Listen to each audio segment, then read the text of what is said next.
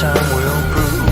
Yes, only time will prove if I have lost my way. 'Cause I hear tell about a heaven in Alberta,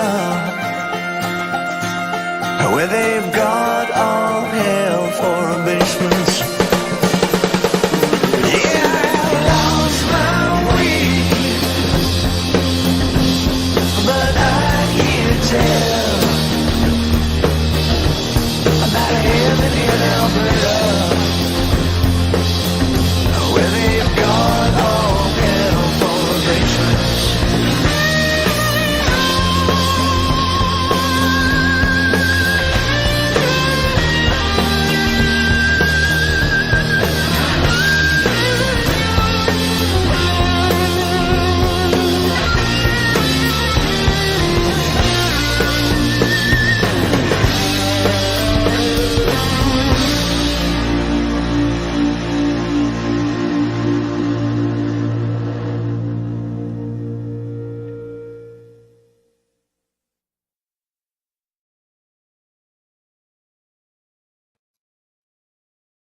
Hi, everybody. Howdy, y'all. Frankie here, New West Reset. Thank you very much for shooting in, joining a fella here for another one, another live stream. New West Reset Live, episode 74.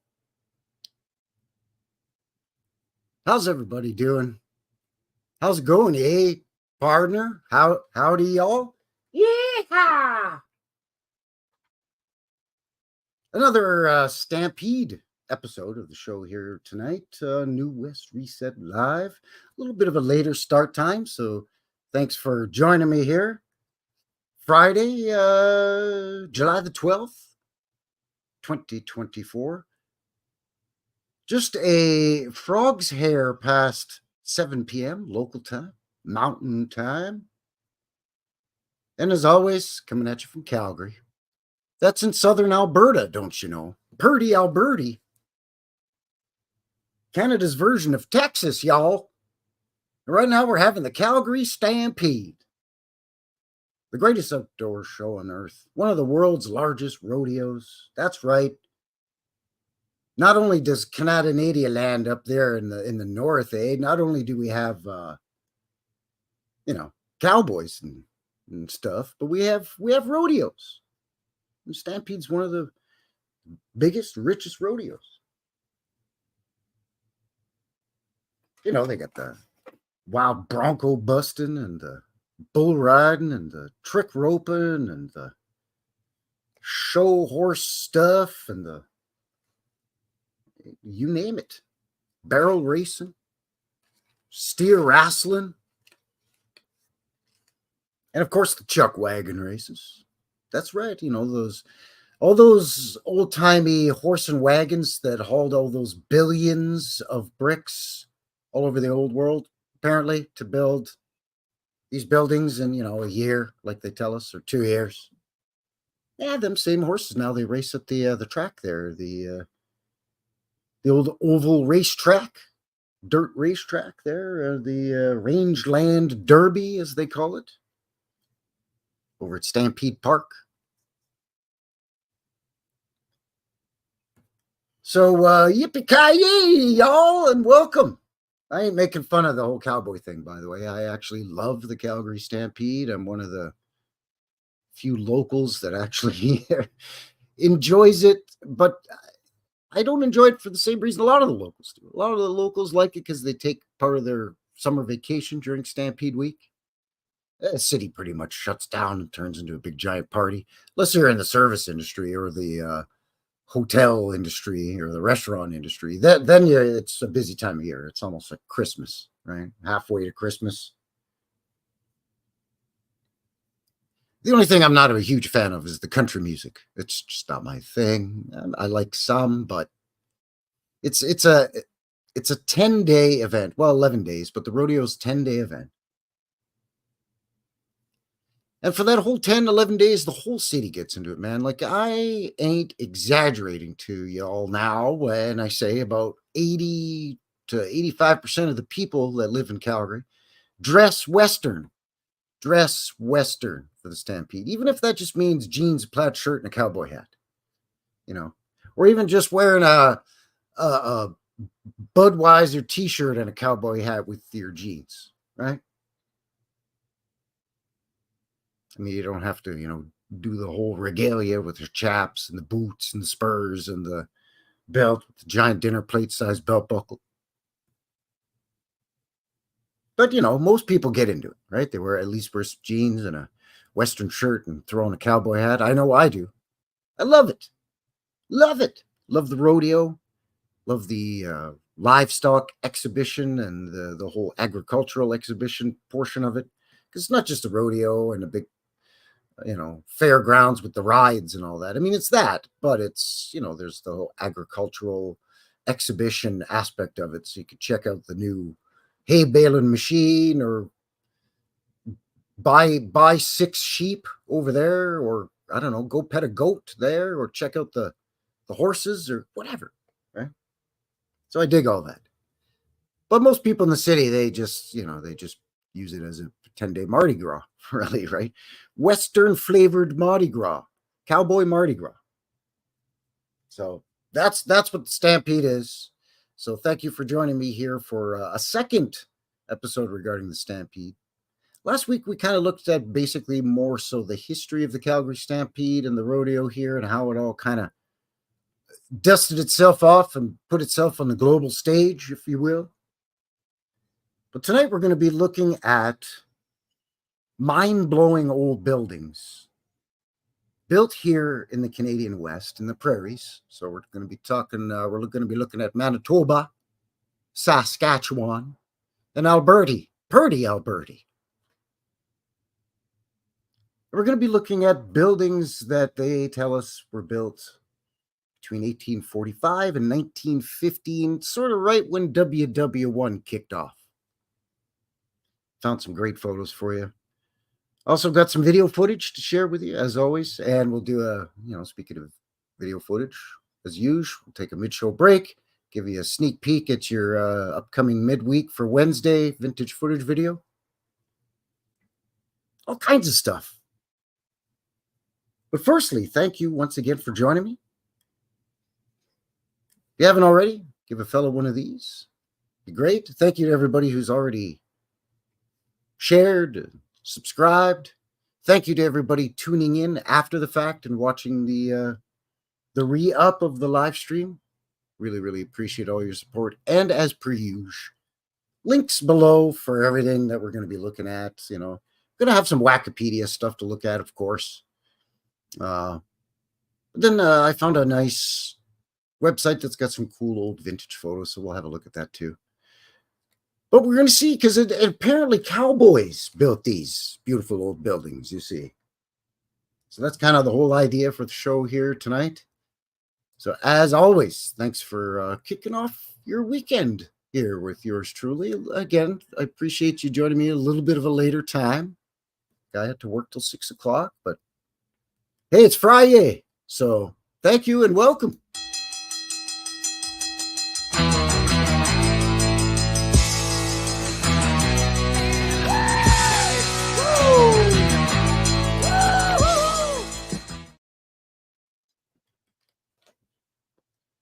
And I'll add a yeehaw to that woo. A yahoo to the woo? Anyway.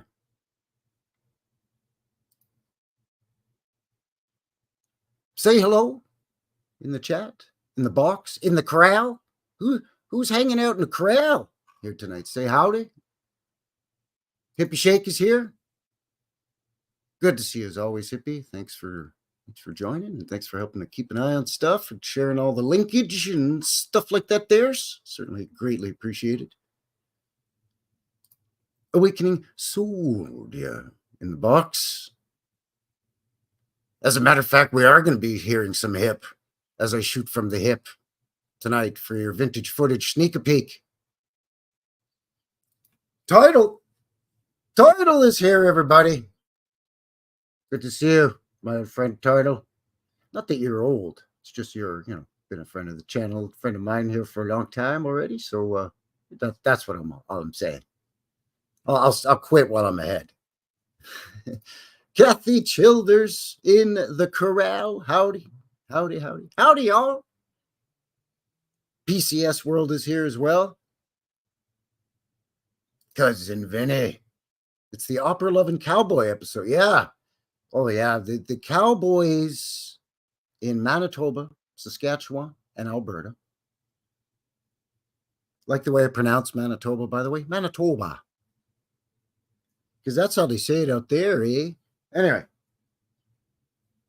Yeah, the Cowboys apparently were expert craftsmen as well as ranchers and farmers. You know, blazing new trails into the new West, the new Wild West, the new Canadian frontier, heading westward. You know, same narrative as the United States, right? Open up the new lands. But yeah, they also were very sophisticated. They were blue-collar fellows and fellettes, ladies, cowboys and cowgals. But they're sophisticated. They love their opera. Funny how that works. Hey, look, Bernie's here. Crypto alchemist. A fellow Calgarian. Good to see you. Yeah, it's something else, that's for sure. It's got a little bit of something for everybody, right? Like if you just want to, I don't know, go to the bar and, you know, if you're a fella and you just want to go with some of your bros and pick up chicks, yeah, you can do that, right? Or if you're ladies and you want to have girls' night and go chase some fellas in their tight jeans, you know, do a little grab assing on the dance floor in the club, you know, there's that, right? But if you're just into the whole, you know, thrill rides at the of another sort in terms of going down to the the midway, you know, and jump on a roller coaster or something like that. William Pals, my pal Bill, is in the corral. Good to see you. Thanks for shooting in. Good day, partner. That sounds awful, but good to see you, Vaughn. Howdy, howdy.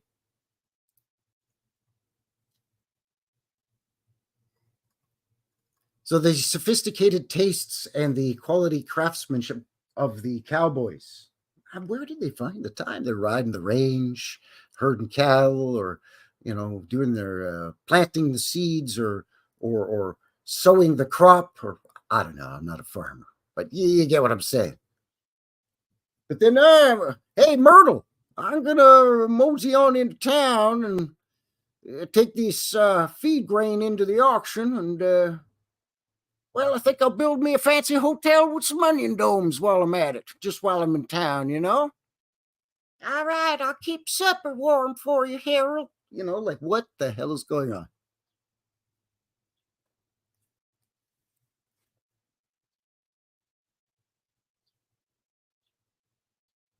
So that's going to be fun to have a look at. Stampede is almost over, though.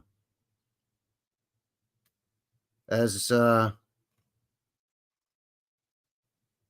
Eye, Mine's Third Eye, the science guy without the bow tie, says, fireworks are always awesome, too. A couple of more nights of the fireworks, and then she's done, bud. She's done, eh, buddy? Got today's Friday, so you got your you got tonight, you got tomorrow, you got Sunday, and that wraps her up. It wraps her up.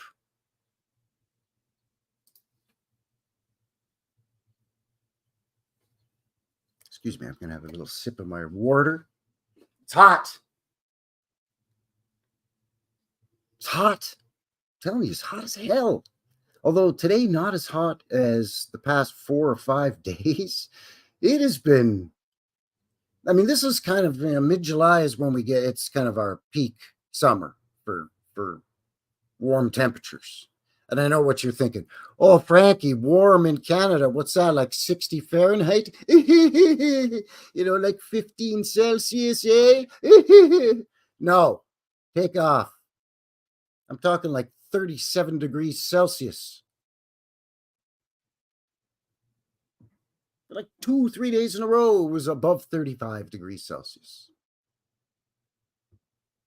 That's high 90s and into the low hundreds Fahrenheit, but for my American brothers and sisters. It's funny, I got a fan going because it's hotter than Lucifer's loins in here right now. But about, what was it? I don't know, maybe 2.5 months ago, I had the space heater going in here because it was chilly. You know what I mean?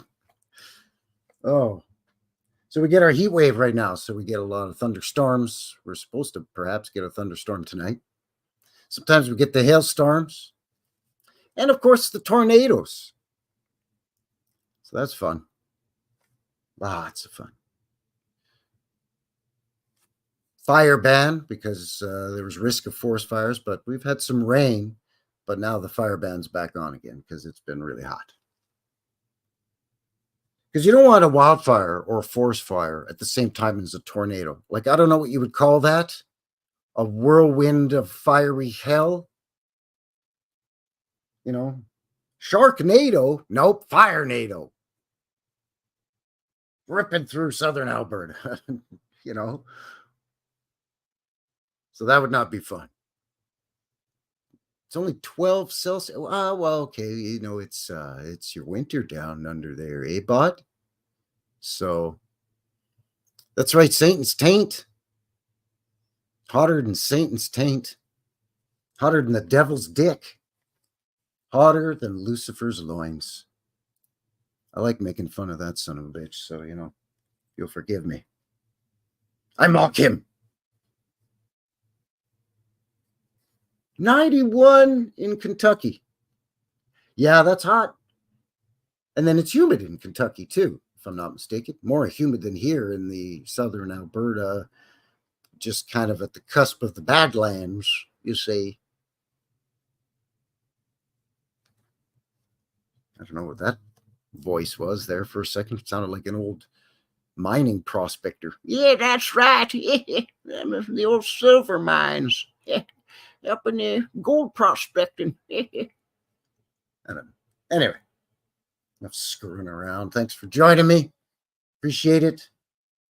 Been goofing around for almost 20 minutes now. 90 plus all week. Oof. Ah, yes, humid. See? So you get out of the shower and you towel off, and 2 seconds later you're moist or wet, soaking wet again. And you're like, well, okay, that towel is absolutely useless. I might as well dry off with a sheet of plywood. It's about the same thing.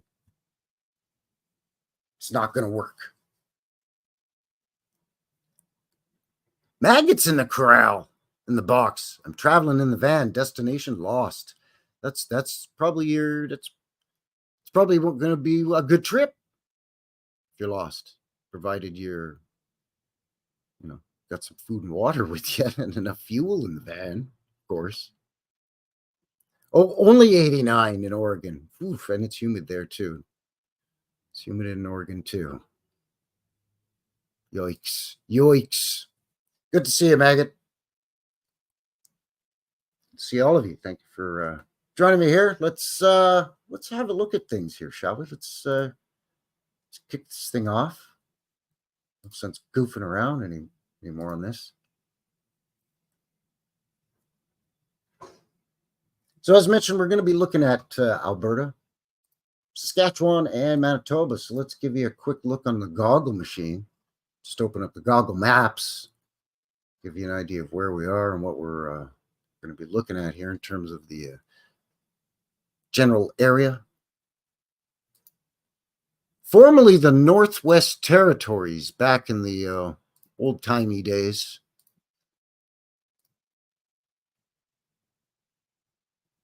What am I doing way up there? There, that's better. So Manitoba, Saskatchewan, and right here in Purdy, Alberta. So we're going to be looking west of Ontario here into what's known as the prairies. Up in Canada land, eh? The breadbasket, if you will. Grains and cereals and farming and oil. So that's where we're going to be looking at this evening. There on the goggle machine for you. Jabberoo Joe says, lounging in my leopard skin loincloth here in Vancouver. Fantastic. Speaking of balmy, balmy and humid, Vancouver is known to be quite humid. I mean, really, it's only Saskatchewan and Alberta that's kind of dry. Just not a lot of major bodies of water, really. You know what I'm saying? Anyway, let's look on the Wikipedia, give you a quick who's the what's it on Alberta in general here. Just see what's the haps. So there's Alberta right there. Roughly the size of Texas. Alberta is one of 13 provinces and territories of Canada. It's part of Western Canada.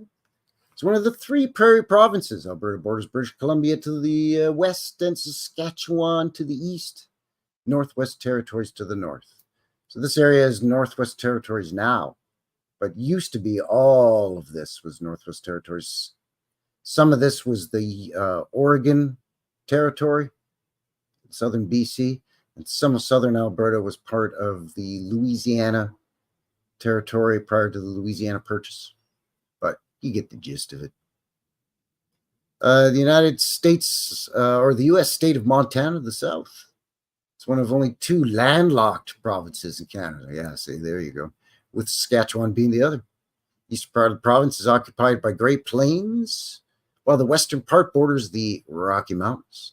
The province has predominantly continental climate, but experiences quick temperature changes due to air aridity. So on and so forth. Chinook winds. I talk about those all the time.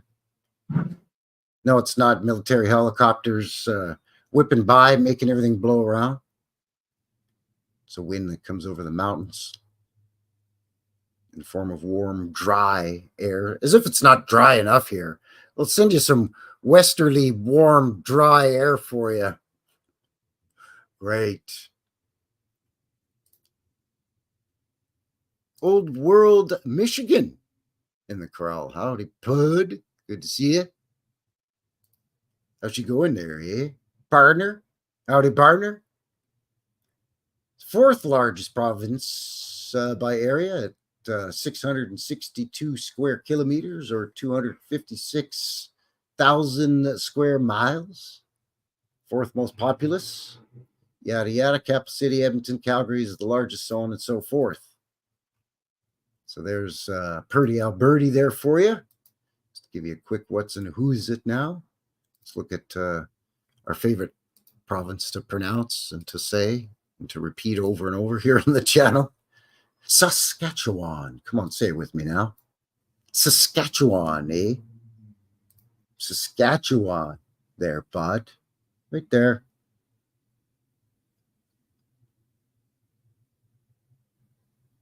It's a province, Western Canada. Whoa. Bordered in the west by Alberta, in the north by Northwest Territories, east by Manitoba. To the northeast by Nunavut. Yeah, that's right. The new territory. They split Northwest Territories into, this used to be Northwest Territories here also. And they said, that's too big, eh? We got to break that up a little bit, eh? And the south by United States, Montana and North Dakota. Saskatchewan and Alberta are the only 2 landlocked provinces, so on and so forth. Mostly rivers, reservoirs, and lakes. 10% of Saskatchewan's total area. Okay, well, it's not bad. Residents live primarily in the southern prairie half of the province, while the northern half is mostly forested and sparsely populated. Sparse. Saskatoon. Saskatchewan. The largest city, but the capital city is Regina, named after Queen Victoria. And we are so amused, loyal subject, when we thank you for the homage in the Dominion of the Commonwealth of Canada. Other notable cities include Prince Albert, Moose Jaw, Yorkton, Swift Current, North Battleford, Estevan, Weyburn, Melfort, Lloydminster. And of course, Indigenous, much like, Alberta, Indigenous peoples were there first. And, there's buffalo everywhere there, eh? Just buffalo, like you can't swing a dead gopher without hitting a buffalo in the prairies back in the day there, bud. The bison. Of course, we just call them buffalo, eh? Just like in that there Dances with Wolves movie. And there's Manitoba.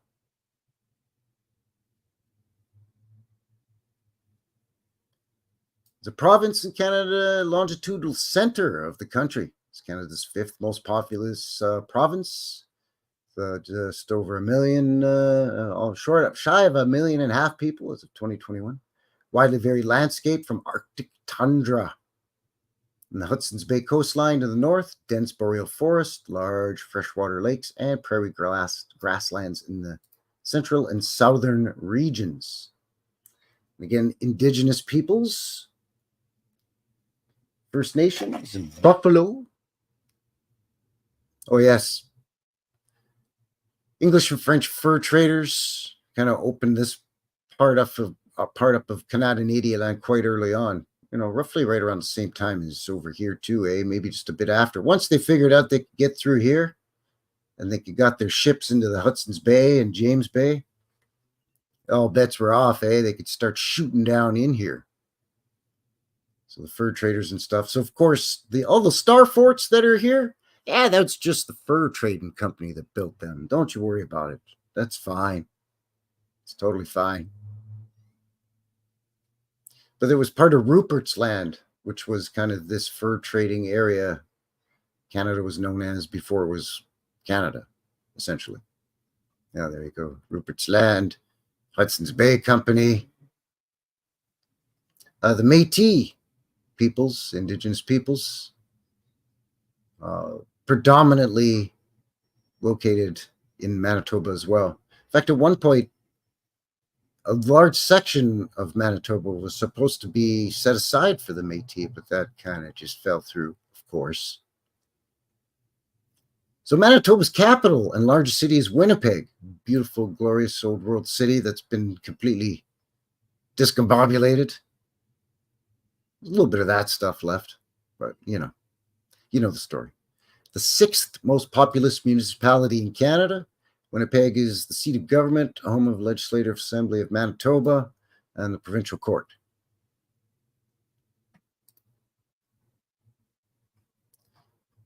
And then you get into the Indigenous First Nations and the buffalo. And when they joined Canada land, you can kind of see it here. So links, description for all of that there good stuff. Sturgeon, that mighty sturgeon trade, that Canadian sturgeon trade, eh?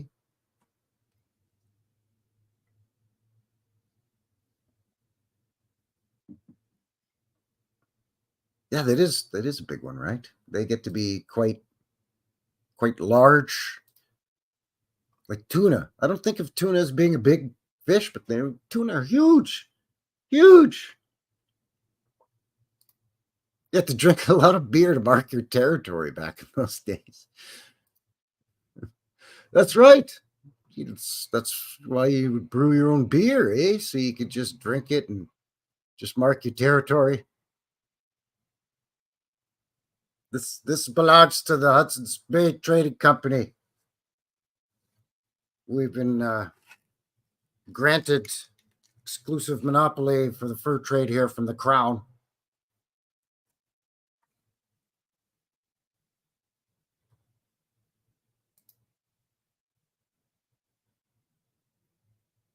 Yeah, that's right. Yeah, because it just comes in such little short, squat little cans that, like, wow, that big giant fish is in here? No, just a very, very small portion of that big giant fish is in there. Or even if you buy fresh tuna, like tuna steaks and stuff, right? It still doesn't even come close to the fact that tuna weigh like what, 500 pounds or something ridiculous like that. You're like, wait, what? What? Doesn't make sense to me. Doesn't make sense at all.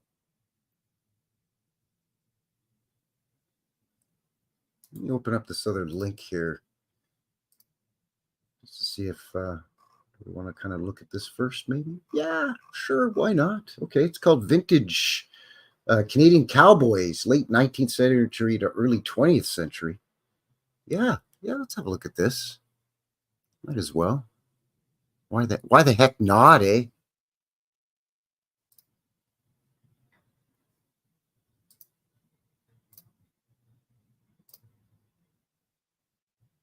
That's right. The Kentucky bourbon.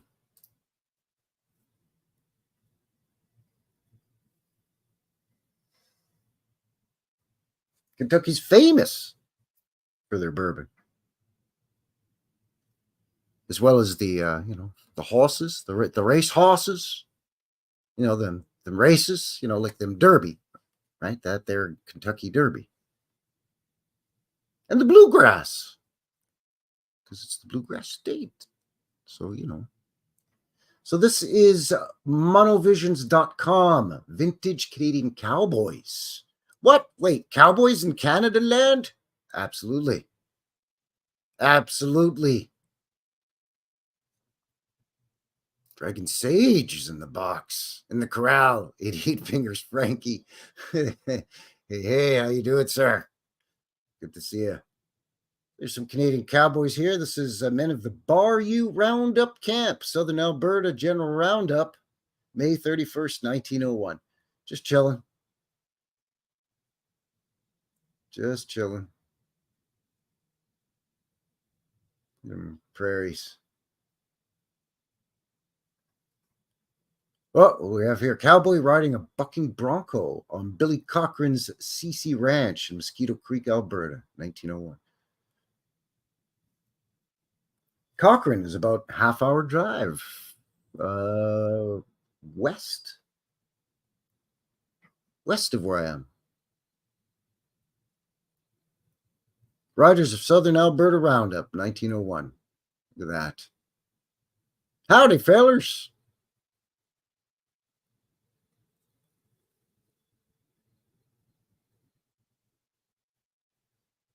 Calgary Cowboys, Alberta, 1883.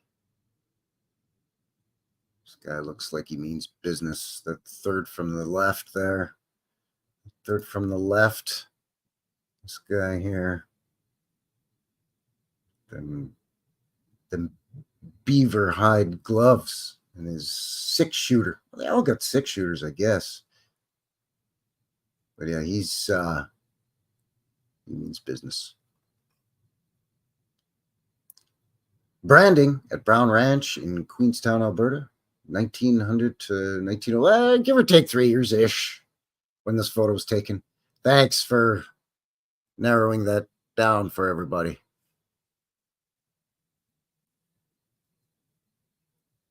Bar U Ranch Group on Roundup, Pakisco, Alberta. Somewhere around sometime between 1900 and 1905.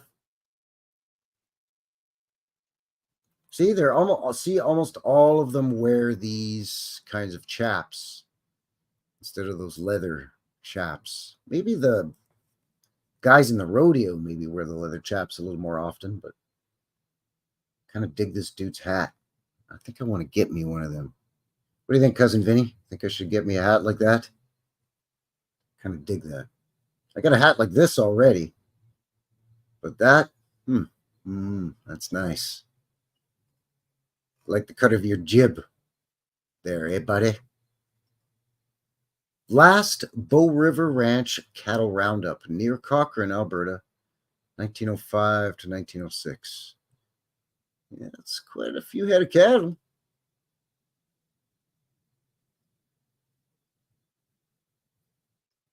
Cochrane doesn't look like this anymore now.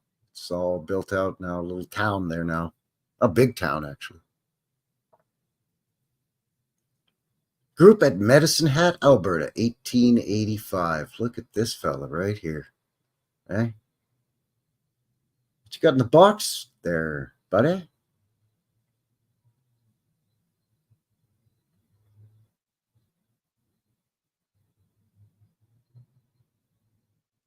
Yeah, shaggy trousers. It's like sheep's wool or something. Something or other.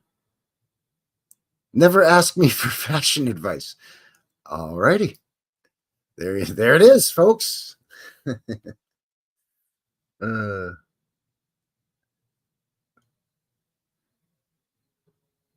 get the get that platter right. Yeah, they're having cheese and crackers.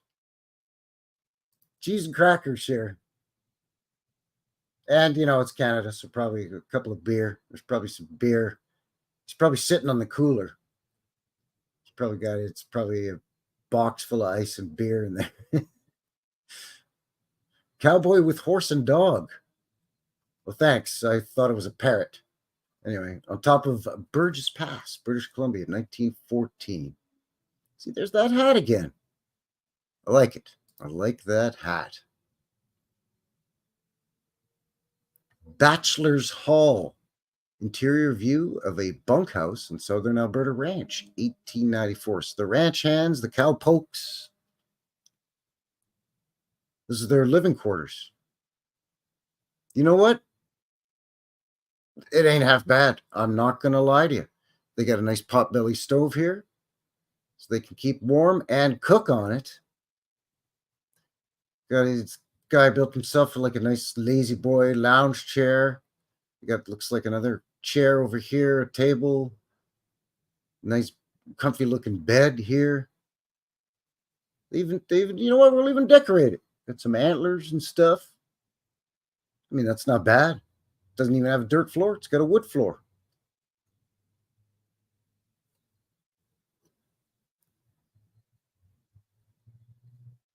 I mean, if this was today, that would be your cabin. Go up to cabin on the lake or your hunting cabin, your hunting lodge. Roping a heifer for spaying on a ranch, Maple Creek area, Saskatchewan, 1897. Canadian cowboys doing cowboy stuff. I don't see a dog sled or an igloo anywhere in here. It can't be Canada.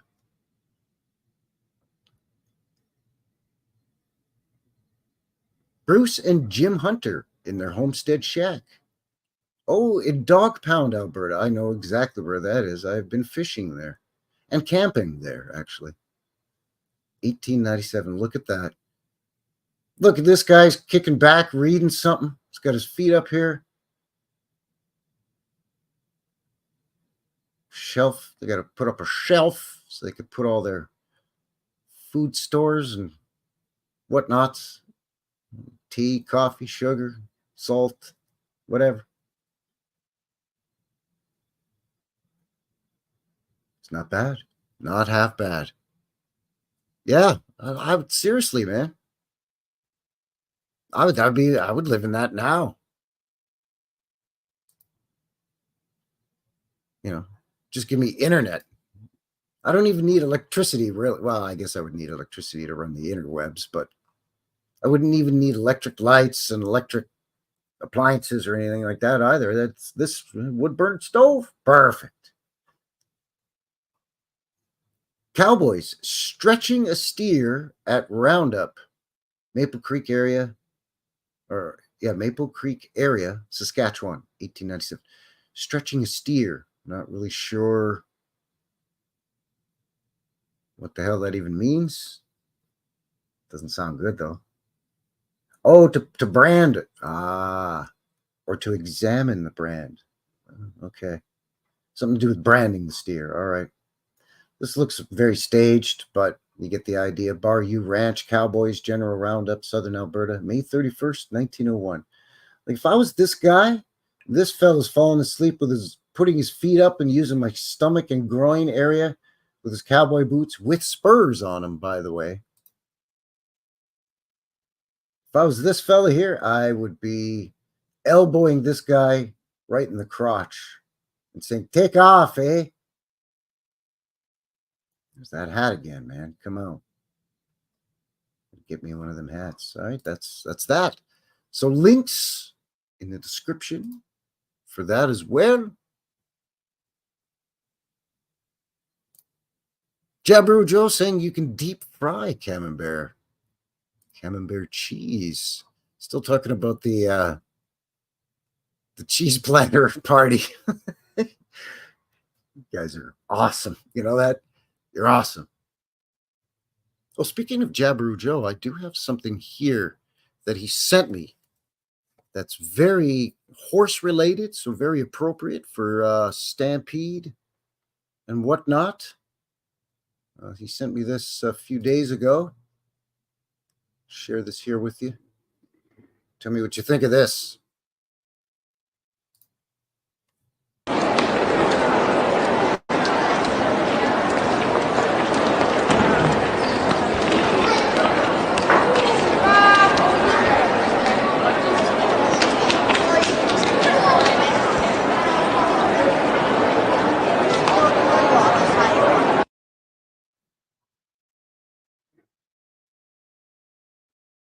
Let's see that again.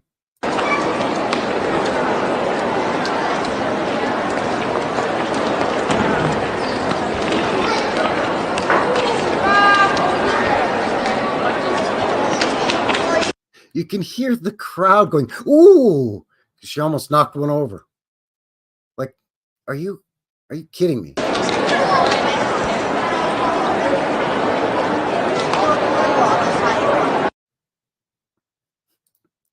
So there you go.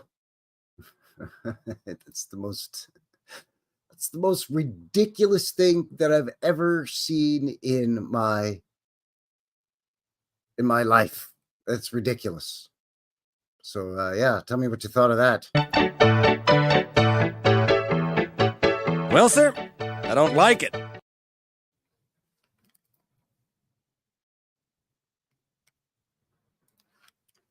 Yeah, pretty weird. I think Kathy's got it right there. Top level athlete.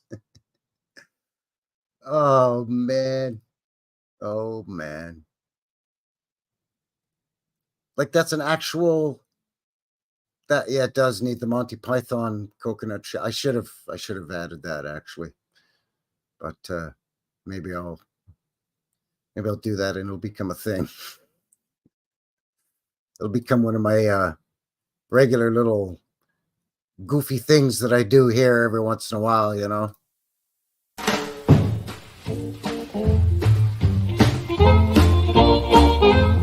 So now you know what I'm talking about with the whole New West Reset thing.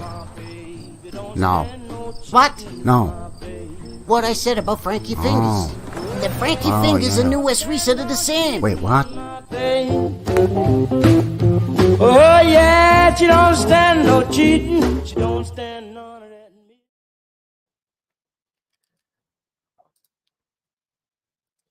Rock, paper, scissors championship. Well, that's the thing. It said like hobby horse championship or whatever the hell on it. Like, I'm like, come on, is that real?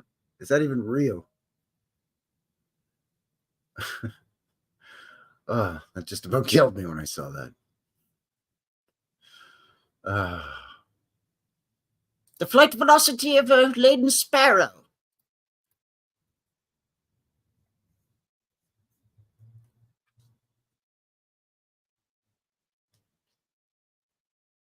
Absolutely. Vaughn says I'm signing up for that shit. Oh, man. Oh, jeez. You guys. By the way, Vaughn, I got your t-shirts almost ready to ship to you. I had to get, I ran out of your size. I had to get more made. So I got your size coming. And as soon as it's bippity boppity, I'll boop it. See what I'm saying? But yeah, man. Yeah, just walk in there. I'm going to dominate this place. You know, competing against 19-year-old girls or whoever the hell that lady was. Just walk in there and just wipe the floor with everybody. Oh. I reckon Kathy would be awesome at that. What do you think, Kathy? Oh, geez. That is the best. Wow. It's fantastic. It's fantastic. Do it up again. Let's do it up again.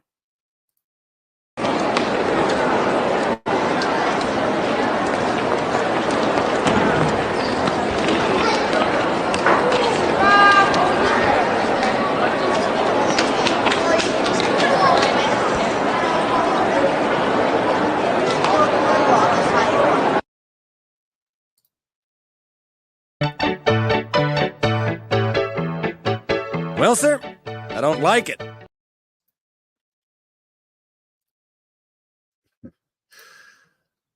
Oh boy, oh boy, oh boy. Good stuff. Hey, it's just good, clean fun. That's all that is. It's good, clean fun. They should do that at the Stampede.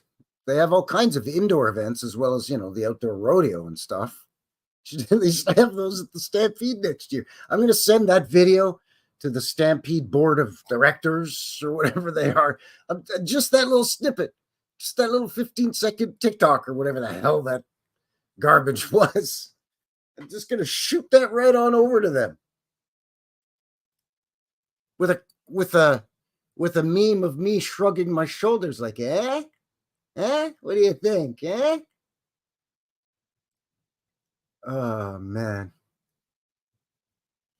That is just so good. So good. And, I mean, judging by the person engaging in the championship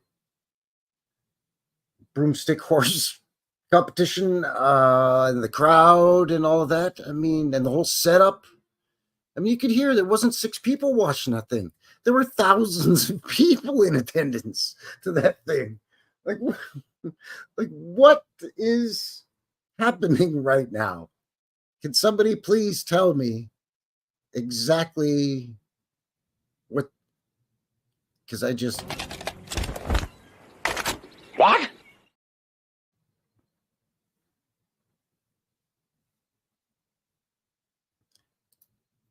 Oh, yeah, like in the...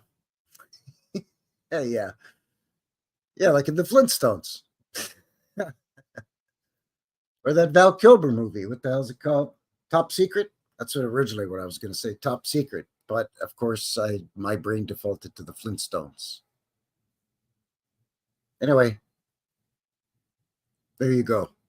You know what? I have another video that's a little bit more legit that I'll share with you here. It's about 10 minutes. And this one's called The Return of the Buffalo.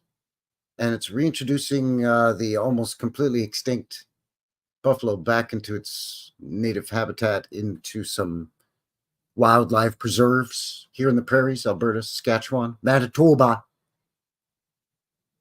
It's from 1933. It's a Canadian government-funded film. So it is fair use. Just putting that out there. Because, it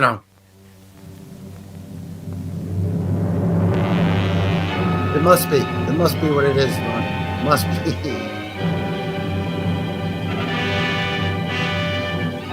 Oh, yeah, a lot of kids I know have those. Sure. You can make them. Stuff an old sock, paint some eyes on it, put some horsehair fringe on it with some, I don't know, yarn. And busted broomstick. And Bob's your uncle, Thousands of years ago, the shaggy buffalo reigned unchallenged in the West, and the Canadian prairies echoed to the thunder of 1,000,000 hoots. To see them then, no one could guess that this monarch of the plains would face extinction like that of the dinosaur.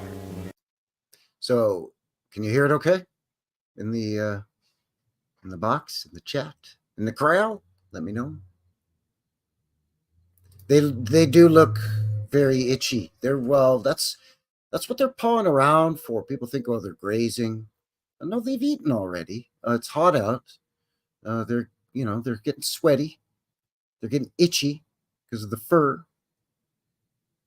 So they're looking for a buffalo rubbing stone. so they can rub it from, down from the size of a car or a house down to a little nub. Just a little nub.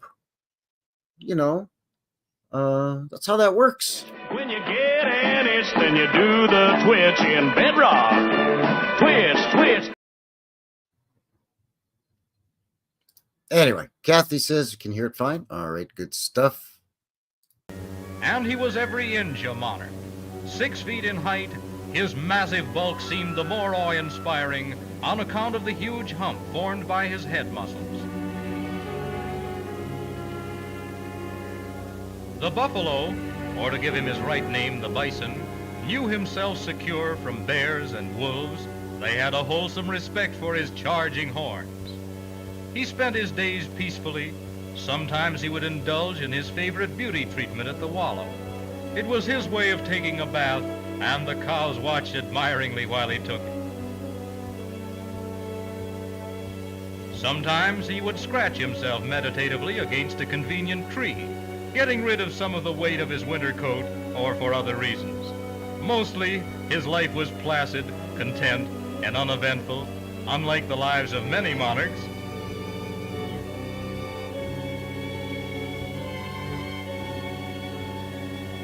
Of course, just as in all families, occasional friction might arise between the younger and more hot-headed spirits, little arguments would lead to tiffs. But as often as not, the young bulls fought together just out of pure exhilaration. Perhaps like human athletes, they just liked to test and exercise their strength. Perhaps they did it for the benefit of the admiring young cows who watched them. But after all, it was only a storm in the teapot of contented monotony.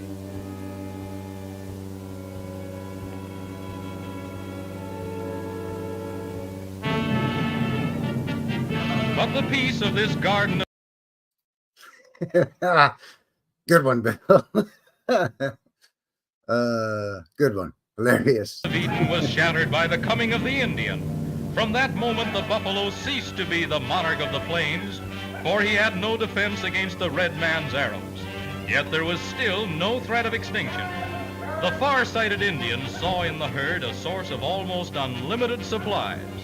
He began to hunt, and the unhappy buffalo became for him a sort of department store on legs. From him, the Indian obtained rich steaks. His hump provided pemmican. His skins made clothing, winter walls for the lodge, and canoe coverings. His hair was woven into cloth, and even his bones were carved into rude ornaments and utensils.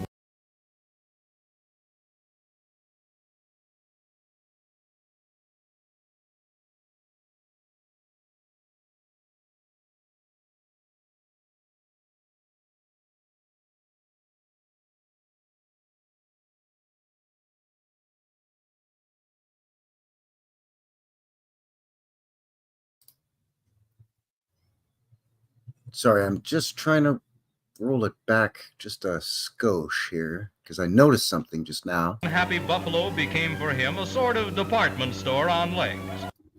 Okay, so they talk about what they use the buffalo for, and then they talk about what they use the buffalo hide for. And what I found interesting was they say that they use the hide not for building teepees, but to line the walls of their lodges or lodge houses or something. I think he said something lodges for sure. Which to me would, at least for me anyway, leads me to believe these are permanent dwellings, not teepees or something like that. Anyways, it's coming up here in a second. I'm pretty sure that's what he says. From him, the Indian obtained rich steaks. His hump provided pemmican. His skins made clothing, winter walls for the lodge, and canoe coverings. Yeah, winter walls for the lodge. So they would line the walls, I'm assuming the interior walls, of their lodges or their buildings, their dwellings, in the winter, which makes sense. It's good insulation. So a bit of a slip there because they're not saying teepees. Because they always say the quote-unquote Indians that hunted the buffalo were nomadic, and they just always had teepees. But I've heard from quite a few First Nations peoples, some of whom are friends of this channel, saying, no, like most of our nations or quote unquote tribes had permanent residences going back hundreds of years, especially in the coastal areas or around the Great Lakes, or of course around the Hudson's Bay. So First Nations could make permanent homes around the Hudson's Bay and have access to all of the fishing and everything that the Hudson's Bay would have to offer, but also have access to the plains buffalo and the wood buffalo, that because the Hudson's Bay is in Manitoba and the buffalo are in Manitoba. No, I don't think he was the Grand Poobah. They did have a Grand Poobah. That was their, their imperial mystic wizard or whatever the Freemason guys call their top dude. Can't remember what they call him, but anyway. But yeah, he and Barney were members of the Fraternal Order of Water Buffaloes.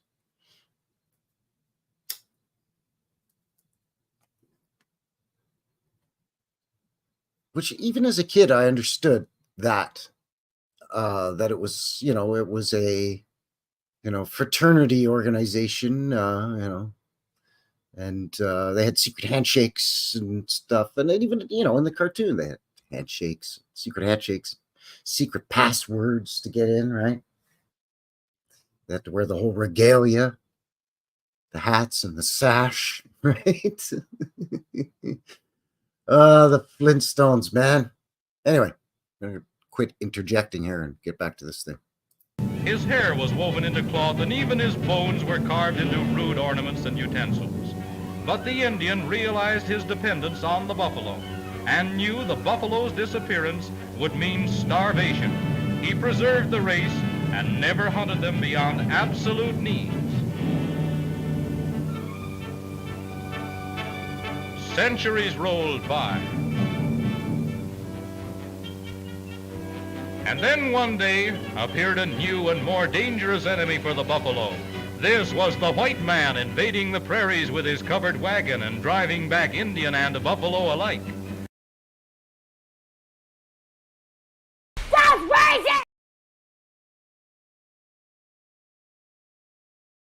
And so the herd made the acquaintance of the bullet, even more deadly than the red man's arrow.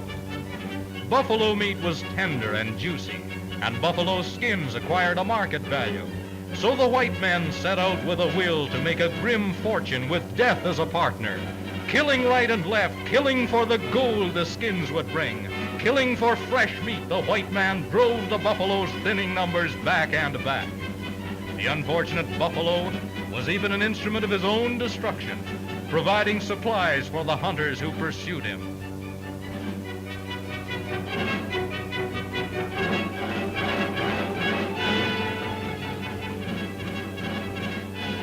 At first, the settlers killed only to serve some more or less useful purpose. They didn't worry about the future. The supply of buffalo seemed to be inexhaustible. A few of the wiser pioneers warned them that they couldn't keep it up forever, that the great herds would someday disappear and only piles of bones be left to dot the prairies. But they were laughed at, and their warnings soon forgotten. They just make it sound like every Tom, Dick, and Harry was out there blasting away hundreds of buffalo, just like, me and a couple of my buddies just say, hey, let's go out and shoot some buffalo, eh? Oh, for sure there, eh, bud? Yeah, let me just get my daddy's hunting rifle and let's just mount up and go and, and then at the end of the day, they're riding back out of the bush, back home to the homestead, back to the farm. Say, Billy, how many buffalo did you shoot today? Oh, I shot me 48 buffalo. How many did you shoot? I shot me 60. How about you, Buford? I shot me 71. 71 good buffalo today. It wasn't like the regular Joe Blows that were driving the buffalo to extinction, and it certainly wasn't the indigenous peoples. it was the land developers and the land grabbers and the wealthy railroad tycoons and robber barons and all of their associates. You know, the steel barons, the coal barons, the shipping barons, all of them. They was in cahoots to drive the buffalo off the lands so they could scoop up the land, run a railroad through there. The railroad owns the land all around the track. Then they either develop the land themselves, towns and whatever, or they sell them to land developers. But, you know, the railroad fat cats always wet their beak. It wasn't all the townsfolk, all the townsmen going out for a daily hunt and slaughter. You know, 5 dudes slaughtered 10,000 buffalo today. Get the hell out of here.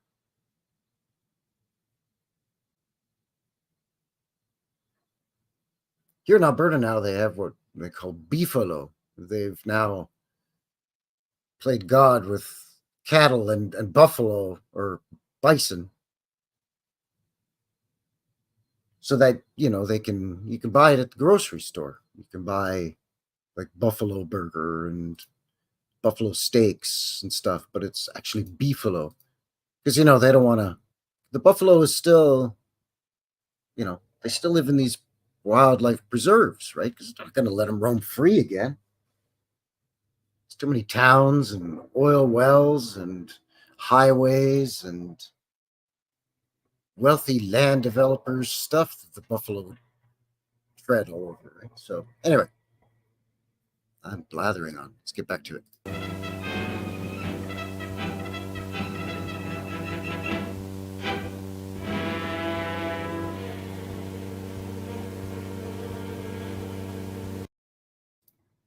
Well, I'll just add one more thing. Of course, once the buffalo are all gone and they can grab up the land, well, who was originally on the land? Oh, the indigenous Indians. Well, sorry, eh? Too bad. Take off. Your great granddaddy signed this treaty, so that means scram. Go up there to that reserve that doesn't have any water or buffalo or anything. You can go live up there. Can we at least farm up there? Yeah, the soil's pretty crappy, but you could try. Anyway, skedaddle now. Go on now, get. Right? So there's that too. Because if you don't get rid of the indigenous peoples, they're not just going to let you just start building towns and pumping oil out of the ground and mining on the land that they have lived on for generations, right? They're just be like, hey, what's going on there, buddy? Take off. What are you doing over here? You're making it all shitty, eh? And now the white man went quite beyond the bounds of reason and slaughtered purely for the sake of killing. Where the Indians had slain in hundreds, the paleface slew in thousands and dignified it by the name of sport. That's crazy! Back, the farther he sought him. He organized large hunts, regardless of the fact that he would never want such quantities of meat and that the value of hides was dropping in a flooded market. But the very sight of the buffalo seemed to bring on a frenzy for his blood, and the hunters gathered like wolves with only one idea: to kill, kill, kill. They swooped down mercilessly. Wow, take it easy. They're really, he's got that 1930s dramatic way of just building it up and working everybody up into a feverish lather, working everybody up into a feverish pitch. See? It's just crazy how they do these reenactments and they have the guy just really hamming it up. The bloodthirsty white man just wants to come in and take the buffalo and kill, kill, kill. I'm like, wow,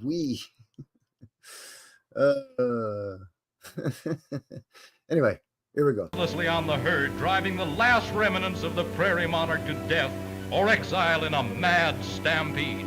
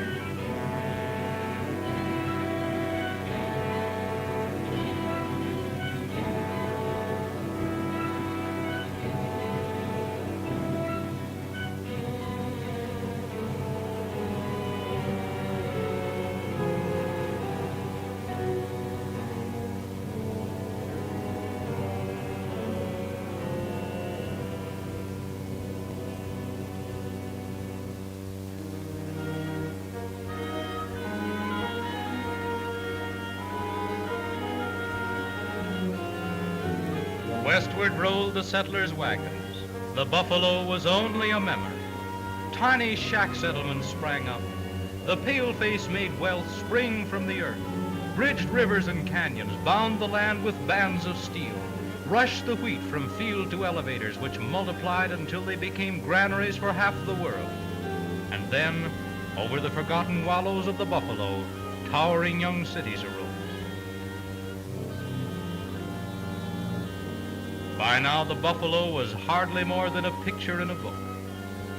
The Canadian government realized with a shock that extinction was at hand. Quickly, they determined to restock the herd. A vast tract of land in Alberta was reserved and named Buffalo National Park. The grandest ruminant that ever trod the earth was going to live again, a picture book animal no more. Perhaps the foothills of the park remembered. Perhaps ghosts of old bulls stirred in the neglected wallows at the news. The white man was bringing back the buffalo from exile. Then came the return of the buffalo.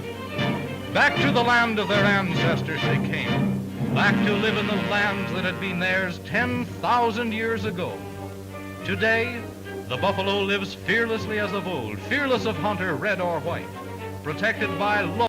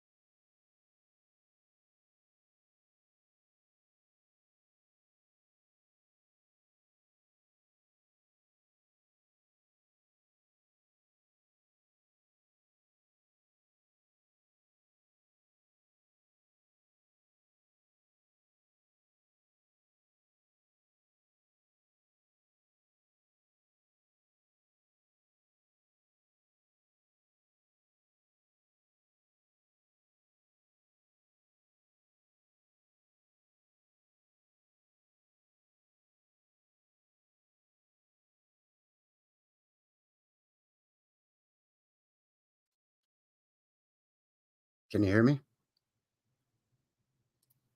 Hello, check, check.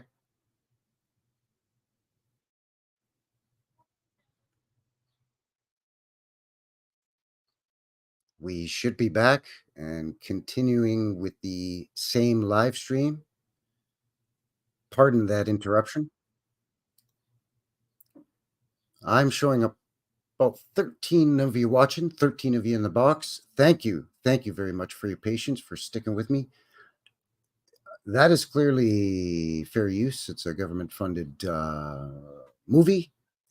So I'm not sure what happened there. That's the only guess I have, is it was a copyright issue. That was sort of the notification that popped up for me. And it actually took a fella a second to notice that. So sorry about that. Thank you very much for your kindness, for sticking around. Very interesting. Anyway, technical glitch aside, New West Reset Live, episode 74 here. Frankie coming at you. Cowboys built these. We're going to be looking at stuff built between 1845 and 1915. At the top of the show, we looked at a little bit of Alberta, Saskatchewan, and Manitoba. That's sort of the areas that we're going to be looking at here. The Canadian prairies up in Canada land, eh? So that's how she's going there, bud. So thanks for kicking off your weekend there with me. Thanks for your patience. Just about a quarter past the hour, 8 p.m. local time here on this Friday. So thank you very, very much for kicking off your weekend with me here.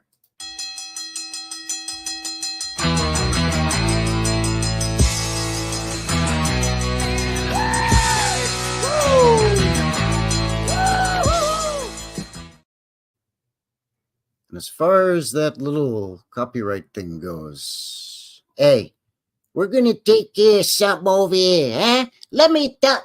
Come here, you mutt, huh? Come here. I'm going to tell you something, huh? Come over here.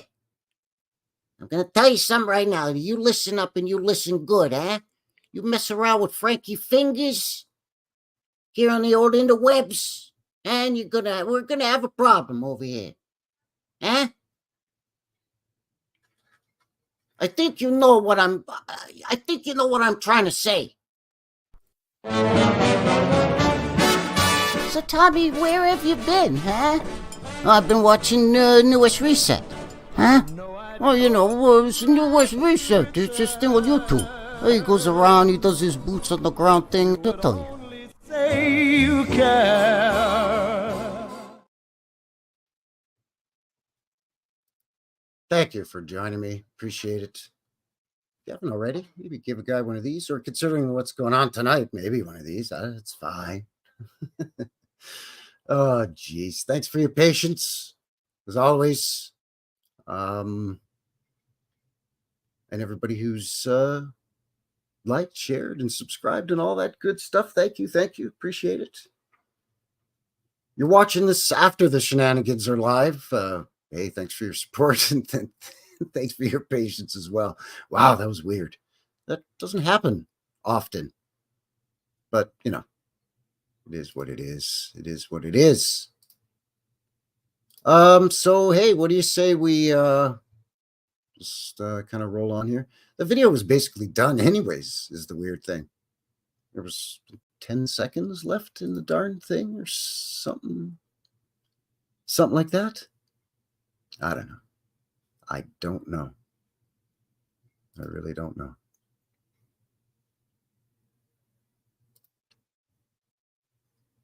Anyway, I guess we had that video. Why do we segue to a video? Let's segue to another video. Let's segue and just give you a sneak peek at your upcoming midweek. I can regain my my composure here. Regather my senses a bit after the shenanigans. So as a reminder, on the channel, every Wednesday, vintage footage video, a nice little midweek. I'd like to give you a sneak peek here for the Friday live stream. This one is from, it's called the Picton Parade and Fair. Picton is this little town outside of Toronto. This footage is from 1919, so it's sort of their annual fair, but it's celebrating the victory of the WW1 and the returning of the Canadian troops and dedication memorial, as well as a parade and all that stuff. And as alluded to earlier by Sage, it's going to have some hip. So smoke them if you got them. Put on some headphones. This is the Picton, Ontario Fair, 1919. Just shy of 4 minutes, and then we'll be right back, and we'll have to look at some cowboy-built structures and see what's going on there. So cheers. I'll be right back. So y'all come back now. You hear, partner?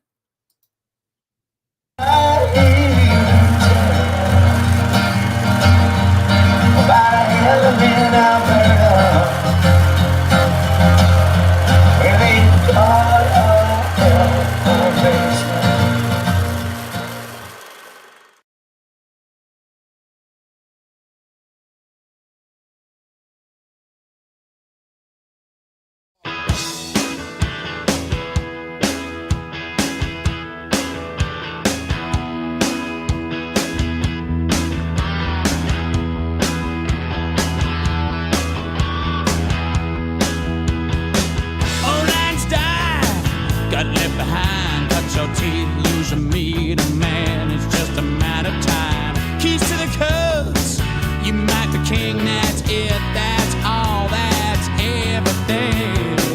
Skeletons, come here to dance. The Byron's beat the brothers into a bloody trance. What's the deal?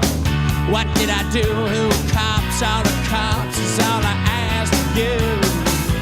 Lining up, waiting on the trickle down. Sums up, taking time to get around. Belly up, all the drinks are on the ground. Just a matter of a trickle down. 20 miles before the crash. That's a style for a while, man. I think it's gonna last. Hit the brakes, is all you can say. Conductor said he'll save him for another rainy day. Lining up, waiting on the trickle down. Sums up, taking time to get around. Belly up, all the drinks are on the ground. Just a matter of a trickle down.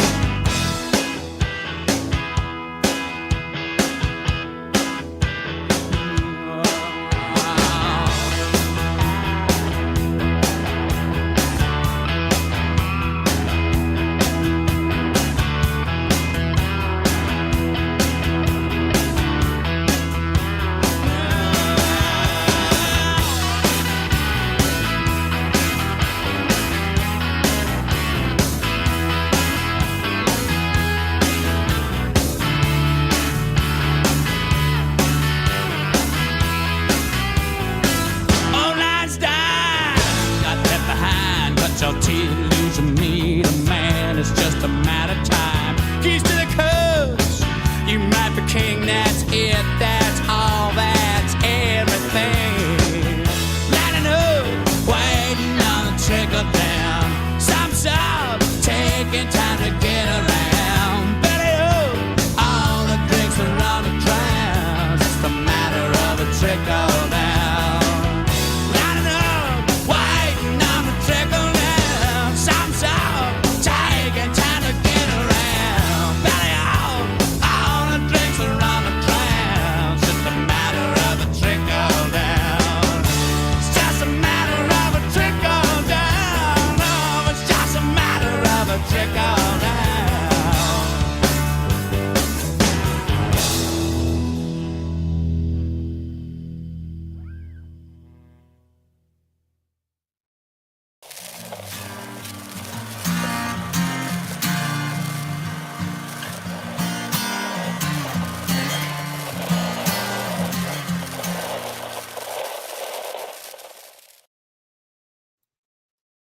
All right, and we are back.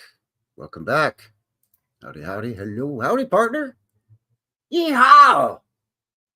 The old Calgary Stampede going in the background. There's a bit of a ruckus going on outside. There's all kinds of stuff going on. There's parties everywhere and vehicles whipping and shucking and jiving and dipping and diving all over the place. Anyway, welcome to the second half of the show after a little blip. Appreciate it. Links for everything that we looked at top half of the show are in the box below, as well as the feller's email. If you want to get a hold of me and, I don't know, send me a hobby horse video, the World Broomstick Horse Championships, horseless equestrian, you know, that kind of stuff. BitChute, MeWe, as well as over on the fighting platform, because, you know, we're broadcasting simultaneously over there at the same time, like boop, boop, boop, boop, boop, here and boop, boop, boop, boop, boop, over there too.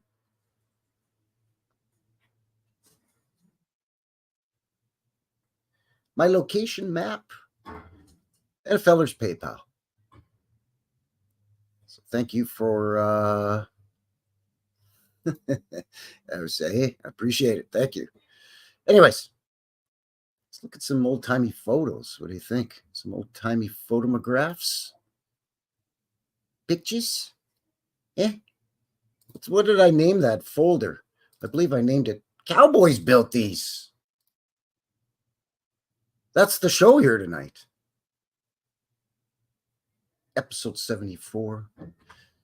So these are structures built between 1845 and 1915, is what they tell us, in Manitoba, Saskatchewan, and Purdy, Alberta.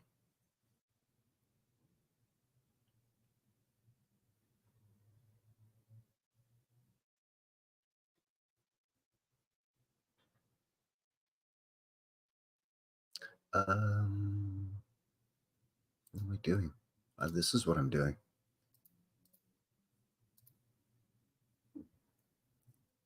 Share the screen. That's what's happening. See, everything's discombobulated now. Discombobulated.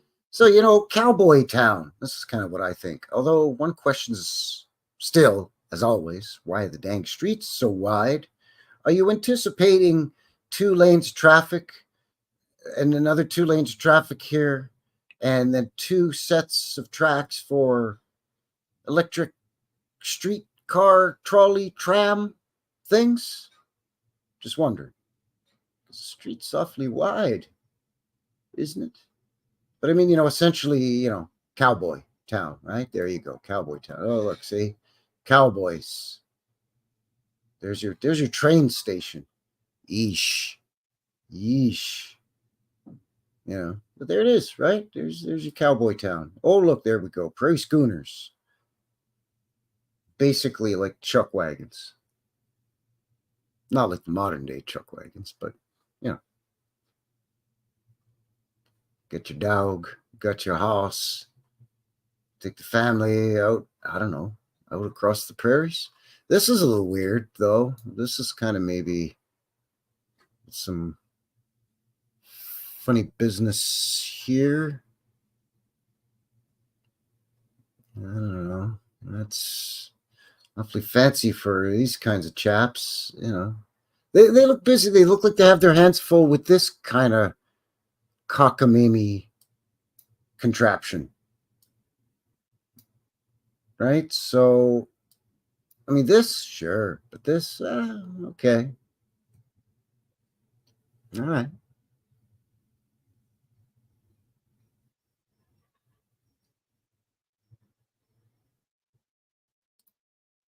PCS World says, how come we never hear about the manure collectors? That had to be one of the biggest jobs. Yeah, actually, Ed, like all joking aside, though, and I know I'm pretty sure you're being serious, but yeah, you collect that. You mix it with some soil and you sell it back to, you know, people as like topsoil for their gardens. I put this in your vegetable garden and your peppers and your cucumbers will be fantastic. Right? So anyways, I think we're starting in 1845 here. Oh, okay. Well, I guess the same guys built this. St. Andrew's Church in Manitoba. It's also, I mean, it's quite grand, but it looks this looks a little squat to me. The door looks very stumpy.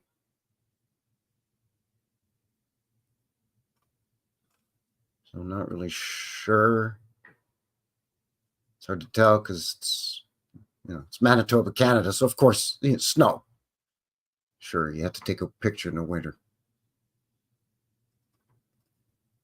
Obviously, the photo is not from 1845, but the building, they say, was opened or dedicated or what have you. 1854 Holy Trinity Church in Saskatchewan, just way up on this hill. Sorry, it's a little pickleated, but I'm not really sure what that flying saucer disc shaped thing with these bobby holes coming out of it is, but okay. Could just be blur in the photo. But either way, it's impressive for, a bunch of cowboys in the prairies. 1854, like Saskatchewan was not a province yet. Canada has provinces rather than states. This was all still just the Northwest Territories. And on older maps, it was parts unknown. Or here be giants.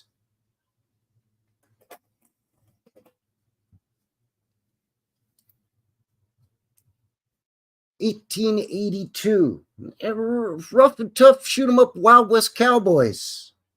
1882. Manitoba College. What in Sam Steele is going on with this thing? With all these little nodes and That's even as far as Manitoba is concerned. This is right actually in the city of Winnipeg in Manitoba. 1882 is still pretty early on. I mean, it's still the frontier. They're still like having quote unquote Indian wars and stuff.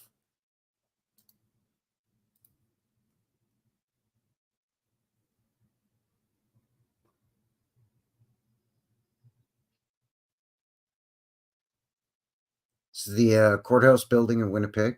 Later, the university supposedly built around it, and they incorporated it. 1882 as well, you know, because you want your round brickwork turrets. You want all this. Cowboys need this to get their educations and their learning. Go to the city and get your fancy learnings, boy. Learn your reading, writing, and arithmetic. So you can help me on the farm, I guess. Not sure why the same level these windows are big and these are tiny. It's not really a perspective thing. I think it's a sloping of the ground thing. Because you got a bazillion stairs here, but only a few here. But I mean, this thing's lovely. You know, turrets and domes and gables. Even got, it looks like either fencing or something along here. Even this, I mean, yeah, you need that there for, you know, courthouse.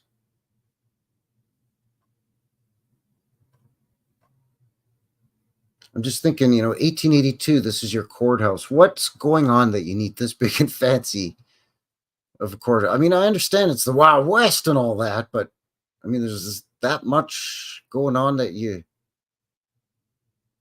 that many trials and whatever, I guess, maybe, I don't know. This is the legislative building, one of the legislative buildings, I should say, a government building. Manitoba, 1883.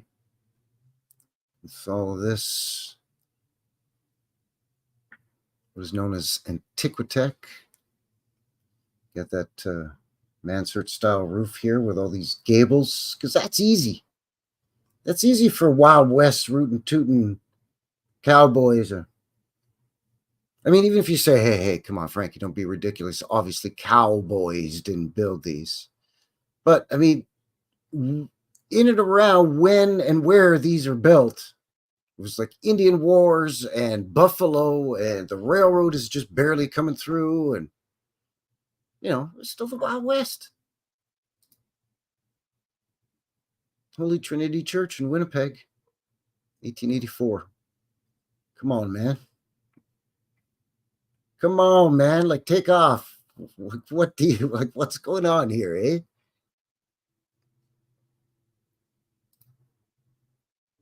That's what I'm talking about. Oh, man. Not really sure why this is from the National Galleries of Scotland, but oh, sure. Okay. Now, this isn't even in the big city. This is just in Neepawa.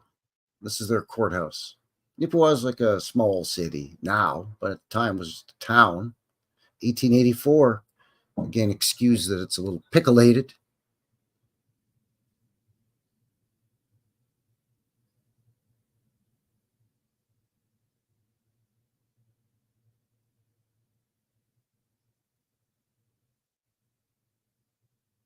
That is just, it's their town hall and court.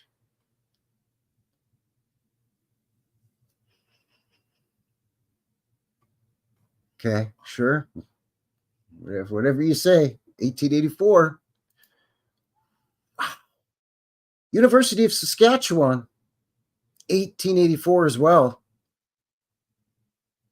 Now go on and get your fancy city learning, boy. Riding off the wheat fields. You ain't taking a school bus, not in 1884. I guess you'd have to live in a dorm. I don't know.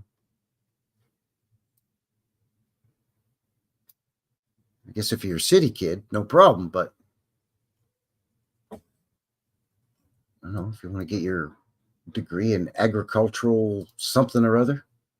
This one's, I'm terrible. I apologize for this, but this is the only one I could find that showed the entire complex. And it is a complex. It's the Regina Jail and Asylum, because it was all in one big complex. 1885.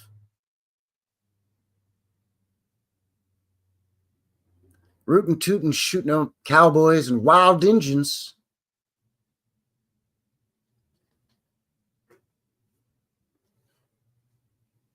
And you got to have all this.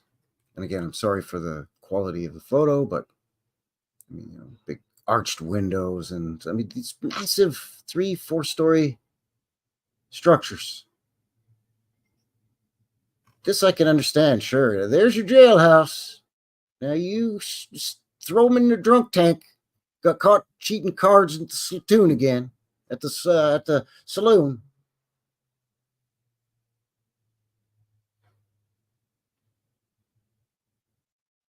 But all this, are there that many crazy people in Saskatchewan? No, again, I'm not making fun of Saskatchewan. I love Saskatchewan. But it's not a big province, and it's not a heavily populated province. So there's that many wackadoos? Really? Come on, man. Come on.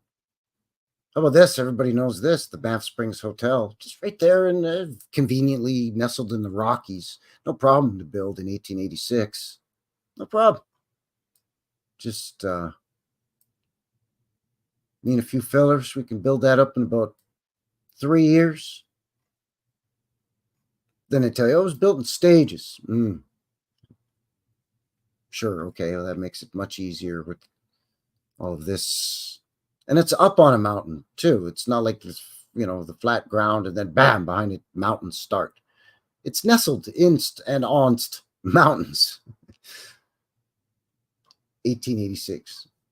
And this is really the Wild West. This is the Canadian Rocky Mountains. This is as far as it gets in Alberta.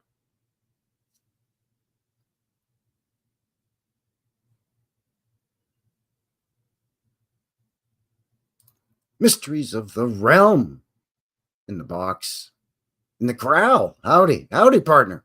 Thanks for shooting it. Yeah, my pleasure. My pleasure. Absolutely.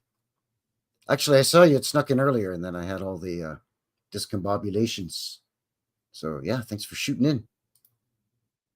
Anyway, what else we got? Oh, Winnipeg, just their city hall. Their town hall, really, but city hall. 1886. The old-timey tram, electric tram.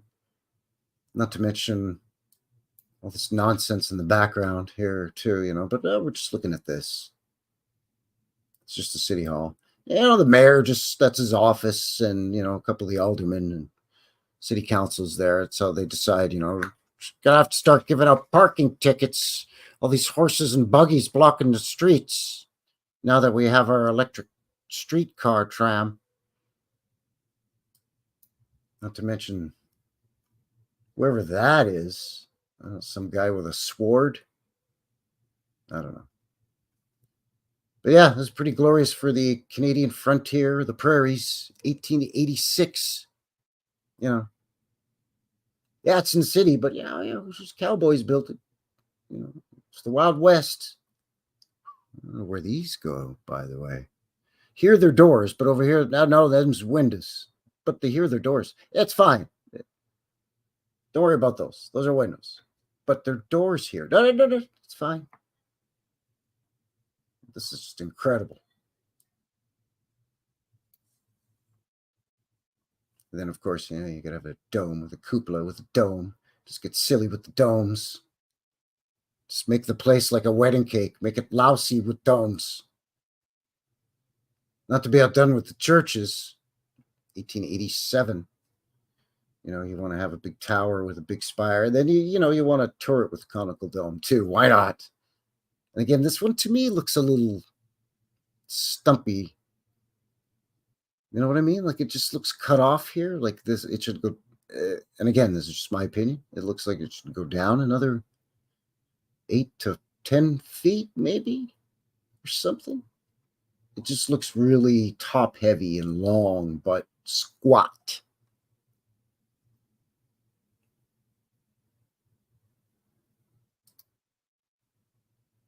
(1889) Moose Jaw, Saskatchewan. Second favorite place in Saskatchewan to say. Moose Jaw. Yeah, that's right.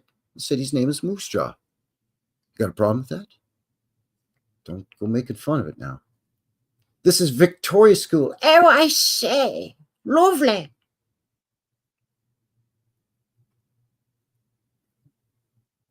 I mean, again, it's a school, but this was the first school in, I'm trying to read what that says. Dang it all.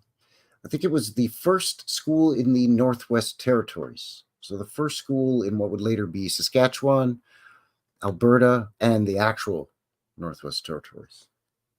But it wasn't called Saskatchewan yet, not until I think 1905. So basically the first school west of Manitoba. So this is your first school, and that's what you're going to build. It's not like a one-room schoolhouse like every other place in the realm. No, we're just going to build this thing. Okay, you're going to do all this and these big giant windows and this fancy stacking of the brick and stuff. Yeah, we're going to do all that. Okay, for your first time, your first school. Okay. Same school. I don't know why I have it in twice, but it's twice as nice. I guess because you can see how big it is, maybe. Maybe it's because of this. Yeah, that's probably it. It's probably that shenanigans there. Maybe. That looks funny to a fella.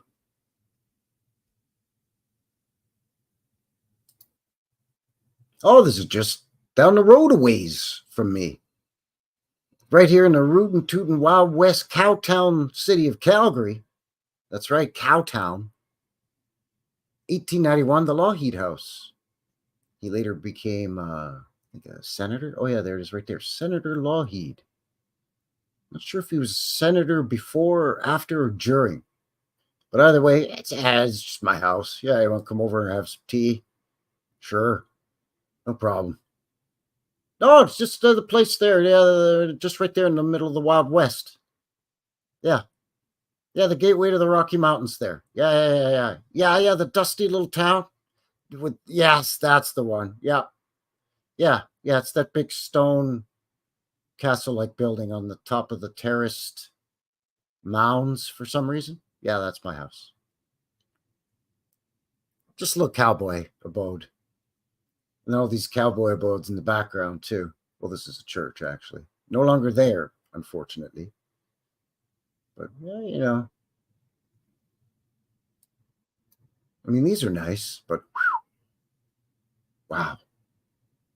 Not to mention all the hoopla here with the fountain, with the, I don't know, was that a swan or a goose or I don't know what. But this is all stained glass. We've looked at this house, Boots on the Ground, on the channel. It's a glass dome over the sunroom or whatever here. It's redonkulous, man. Super low windows and stuff. It's gorgeous. It's got a turret with a dome in the front. It's crazy. Yeah, exactly. Just tie your horse right there, right here. Just ride him through the gate and take him around. You can just tie him up right there, or take him down and let him graze.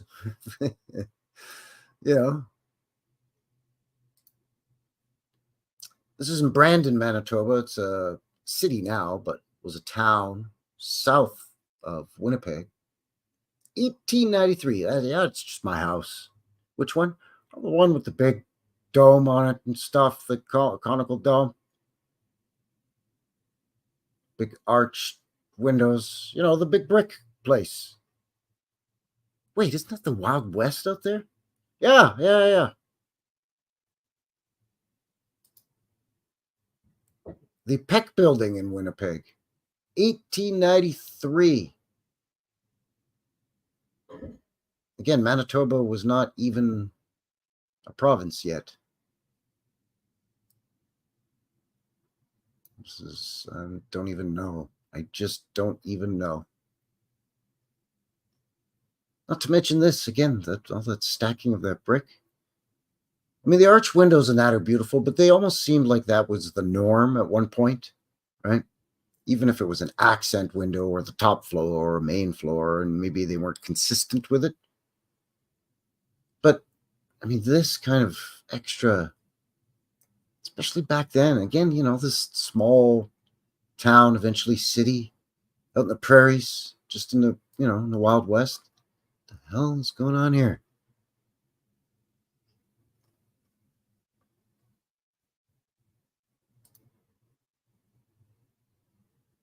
This is City Hall in Prince Albert, Saskatchewan, 1893. Wow, that's funny. Okay, anyway. Beautiful, but, you know, it's Cowboys, man. They need that. Yep.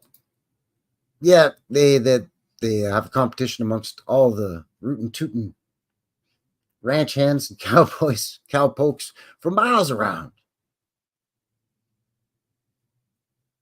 But Frankie, how do they find out about these contests? Well, at the cattle auction. They all mosey into town on Friday, go to the cattle auction, and, you know, word of mouth spreads. Of course, the Masons got to get in there. This is their Masonic temple in Winnipeg.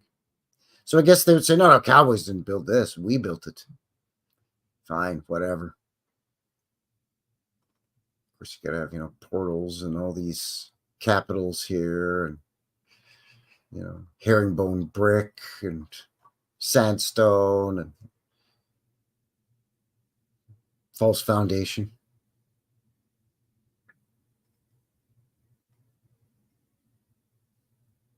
More shenanigans up here, like a keyhole effect almost. Well,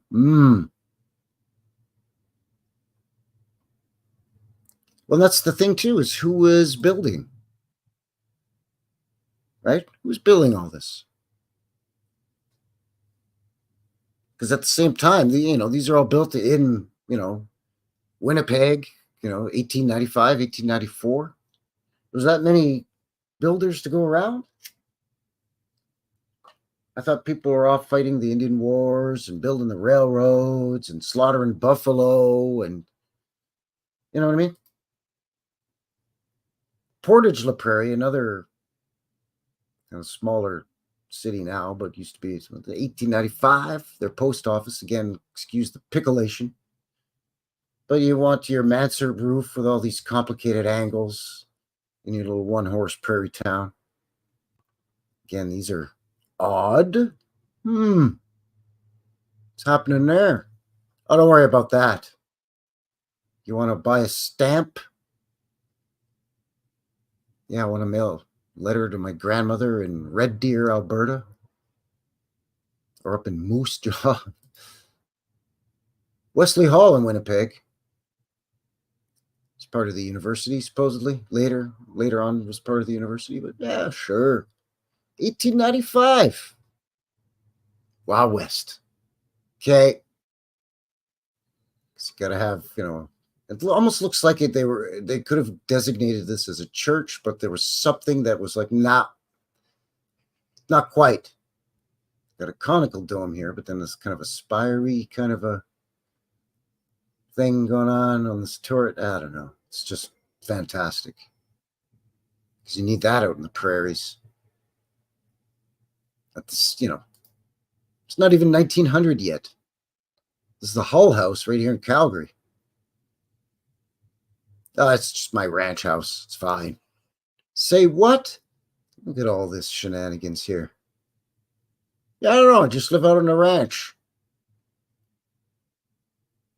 Okay. 1896. Yeah, I'm just a humble rancher. Okay, whatever you say, buddy. How about this place? This is the Isbister School in Winnipeg. You see what I mean about Winnipeg, Manitoba? Winnipeg must have been absolutely glorious, like otherworldly. It was Canada's White City or Golden City. It was, they say it all the time, geographically, center of the country. Still a transportation hub, a main hub. Everybody makes fun of Winnipeg all the time, but look at this. Just for the Cowboys and the Ranchers' kids to go to school. All this funny stuff.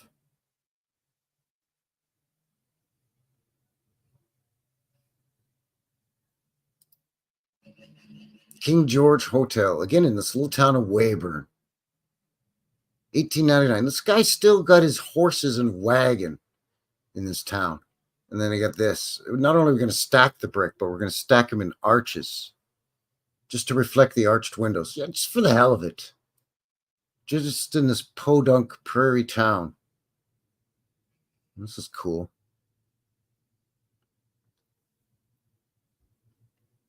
Yeah, and I think a lot of the cases, that's what we're seeing here. Hippie for sure.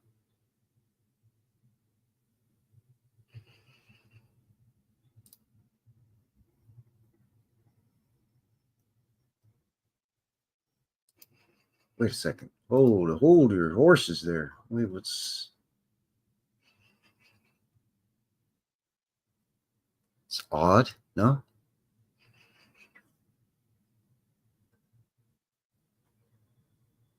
Just looks funny there. I don't know. Anyway. 1899 still. The Union Bank in Fort McLeod. Right here in southern Alberta. Purdy, Alberta. I ain't put my money in no ramshackle bank. I want her to be a big fancy bank with lots of windows, mansard roof, dormers. Make sure that brick is stacked. Make it a nice sawtooth pattern or something. And don't forget to put your door right on the corner and make it, 12 feet high for some reason. Okay. Whatever you say, mister. Look at this beauty next to it. This is just your druggist. Although this looks like somebody just wrote that on the photo. Because even these crappy idiots, sorry, but you know what I mean? They would have this crappy of a sign. This, sure. This bank, sure, I get, but this looks like somebody took a Sharpie and wrote it right on the photo. But anyways, RB Druggists. Hey, there's your druggists and your pharmacy or whatever. It's pretty nice. 1899. Okay. Same one.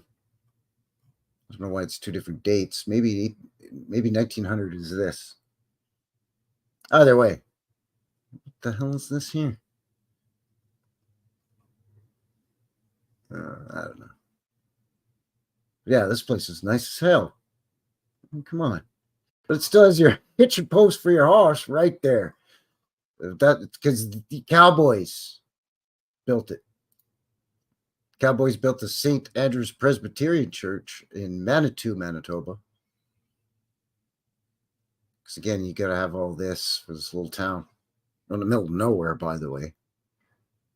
And you want to have a bunch of mud floods and windows down in your, what you've made look like a foundation by putting facade stones over it. That's my guess from this photo. And I've seen this a bazillion times here in Calgary. So,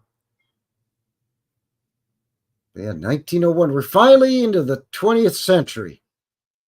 Congratulations, Cowboys. Yeehaw! 1903, the Flatiron Building, as original name, in Lacombe, Alberta, just near Edmonton, the capital city of Edmonton.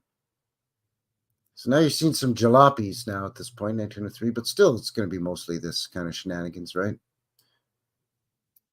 And Lacombe, I mean, this is definitely, this is, north central Alberta and around Edmonton. I mean, there's not much going on here, man.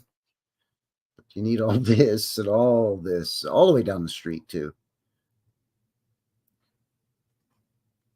Cowboys built it. The Wild Frontier, the Bank of Nova Scotia, 1904. This is right here in Calgary, or it was. Is it still here? Yes, I believe it is. Look at this.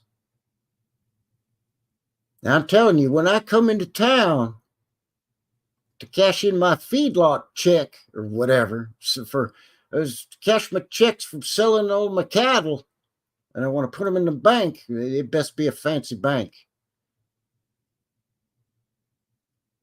Best have a pediment over the door and some columns and some fancy capitals on them columns. Wouldn't hurt to put some lions' heads or something. Maybe some weirdo triangles. Like, come on, man. 1904. Calgary was founded as a quote unquote founded as a fort in 1875.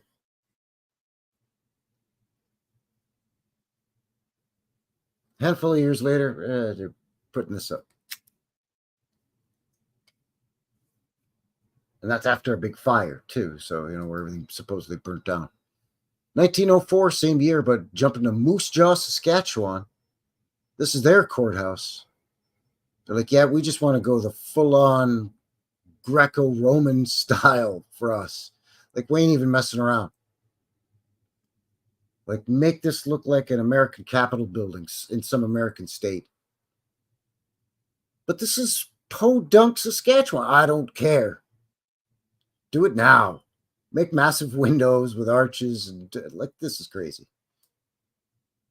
You could see what's around it. Nothing, just dirt and some kid and his daddy hauling some hay.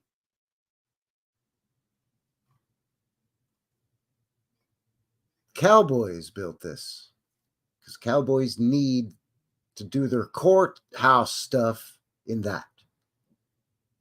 1904. Sticking with Moose Jaw, this is their city hall. We're like, yep, that's how we do it here. And not to mention, again, all this in the background. But city hall and post office, yes, excuse me. At least it's pulling double duty. Yeah,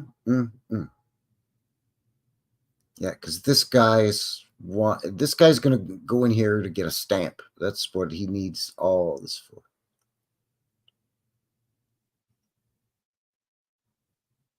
Cowboys riding by.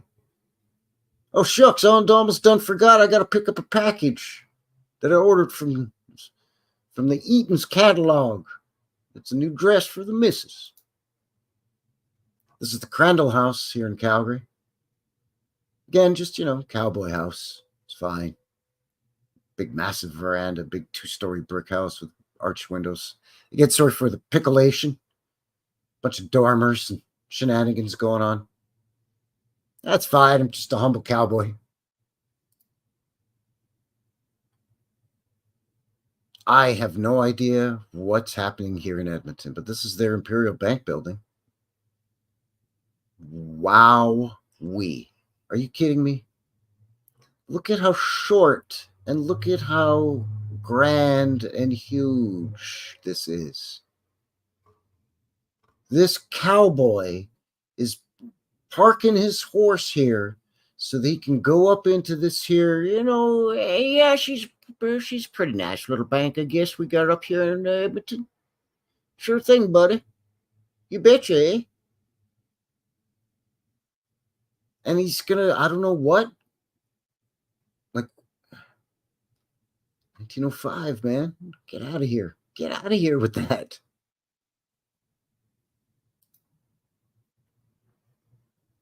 Moose Jaw. This place is also just mind-boggling. 1906, the Zion United Church. It's a Protestant church, offshoot of the Anglican Church.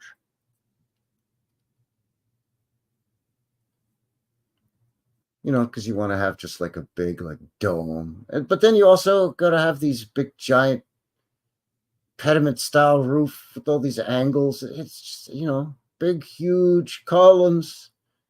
For these, hi, we're just going into this little prairie town church. Are you kidding me, man?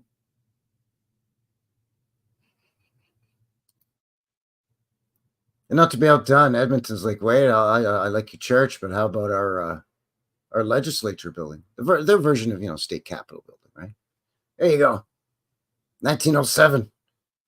We've got to make laws about how to do cattle ranching and farming and stuff. And so, we need something humble. Nothing fancy. Kaboom. There you go. Man, oh man. 1907, they say. And again, look at all this crap. It's just crap everywhere. And then, boom, there you go. There it is.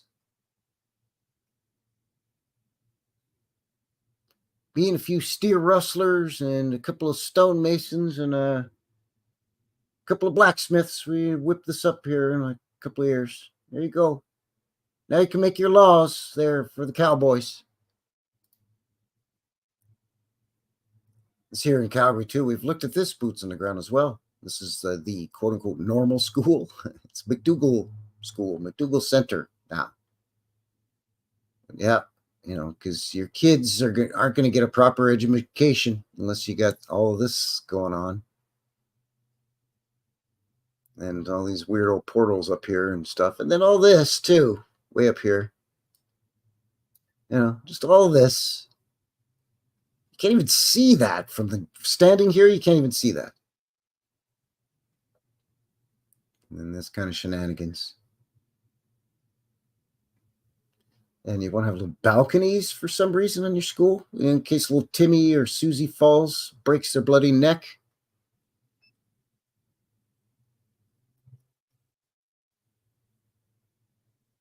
Howdy, Curtis. Curtis in the corral says, I've been in that building, the Edmonton legislature. Yeah, so have I. I lived in Edmonton for a couple of years. Going to be going up there soon, actually, to do some boots up there. Boots on the ground video.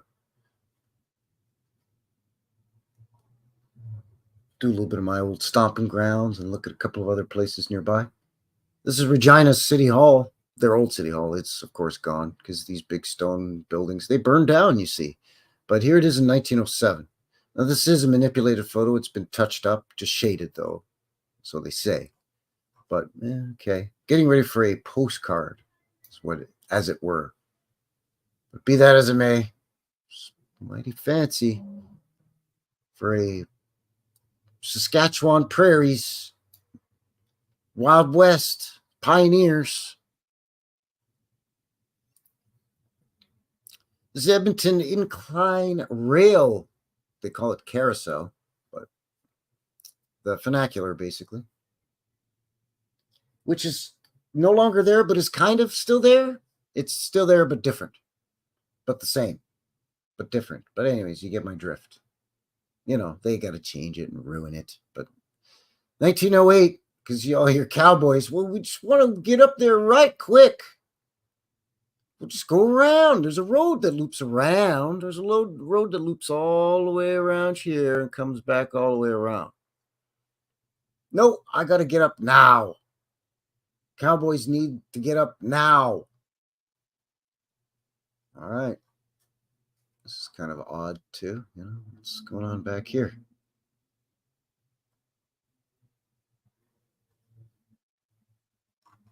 What the hell is this shit? Anyway. Fancy for a bunch of root-tootin' Wild West Cowboys in 1908. Not to mention this.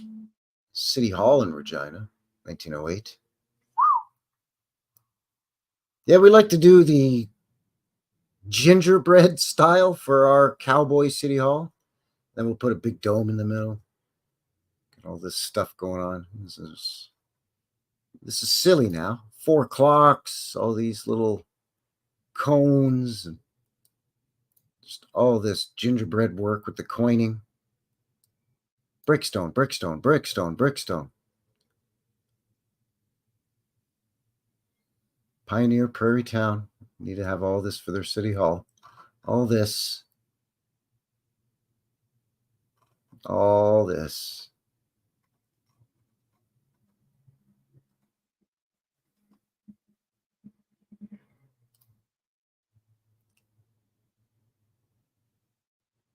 Regina, no slouch with their legislature building as well. They're in Saskatchewan, 1908.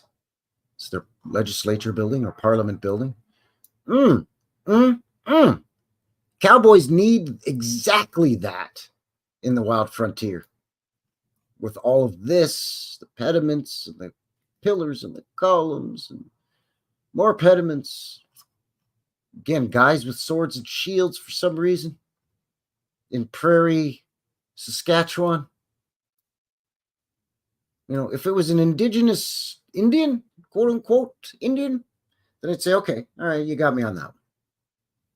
But no, it's, I don't know, some kind of medieval knight or some BS.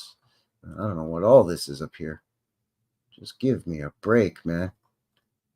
Cowboys gonna sit in here and make their laws and stuff.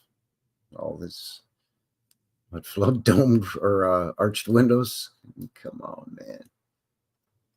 Come on, man. 1908 in the Wild West. Cowboys built these. If you're just joining me, this is just a street in Calgary, 12th Avenue. 1909 here in Calgary. Your Cowboys, and it's just, you know, cowboy houses. I'm not really sure why it's so multi-leveled here, but okay. And this big behemoth in the background, and you know, your tram, but then you still got horse and buggy for the most part. Just all this big giant houses for cowboys.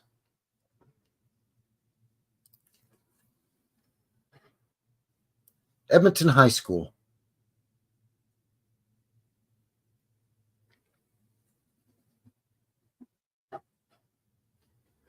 Do I even need to say anything? Nope, probably not. Come on, man.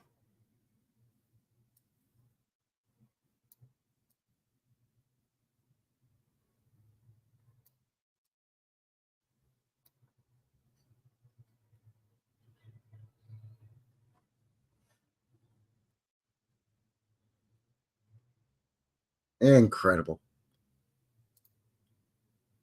Moose Jaw Central College. Well, collegiate. It's like a collegiate style high school, like an American collegiate style high school.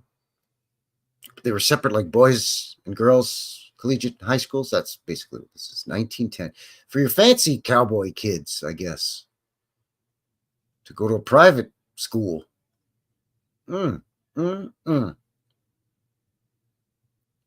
Even in here, man, like, say what? Why? Saskatchewan. That the province that's landlocked, it's right in between Manitoba and here in Alberta. Just that long, straight, narrow province, you know what I'm saying? Again, no offense, but it's farms and ranches and stuff, man. Here we are at somebody's house in Moose Jaw, just a cow guy house. Cow guy and cow gal. You can tie your horse up right there. It's fine. Come on in for tea. And then just all this under here. It's ridiculous, man. Ridiculous. And this. Cowboys need all that stuff, I guess. Moose Jaw Post Office. Did we see this already? No. Maybe this is Mark II. I don't know. 1911. Again, apologies. It's very pickle-lated, but you get the idea. Oh, look. Calgary City Hall, 1911. Well, the old City Hall. Again, you want to talk about getting silly with domes and cupolas. You know, we'll put a little cupola with a dome on it on all four corners of it. Then we'll put a big glass dome in the middle. And then again, we'll put a cupola and another dome. We'll just get lousy with the domes and the cupolas. We'll just go crazy with all this for this. Calgary is literally known as Cow Town. That's one of the nicknames for Calgary. Cowtown. So, you know, the Cowtown town or slash city hall, for literally the place known for cowboys, this is what you got to have. This is what you got to have. 1911.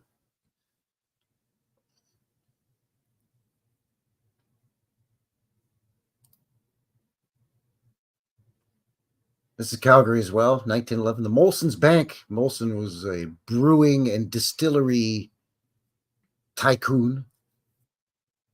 Fat cat. Robber baron type. Decided I'm going to try opening my own chain of banks. And he kind of poked around with that for a while. I think he had one in pretty much every major city in Canadian land at one point, or almost. And then I think it just went belly up. But anyways, Cowboys love this fancy stuff for their banks. Will not accept anything less. There's another shot of the Edmonton Legislature building. There's the Hotel McDonald in the background, which is like a castle. It's beautiful.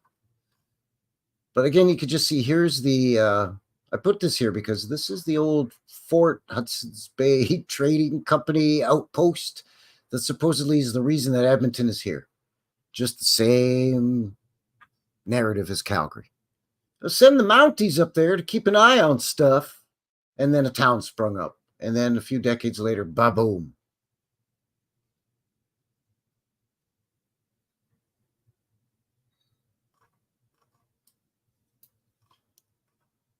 The heck is this? I don't know. It's weird. Anyway. Moving on here. Melford, their post office, 1912. Come on, man. Melford's just this. There gives you an idea of Melford. Right, the little wooden storefront, 1 story. There's a house in the back, 2-story wooden frame. Sure, but then you just have all this.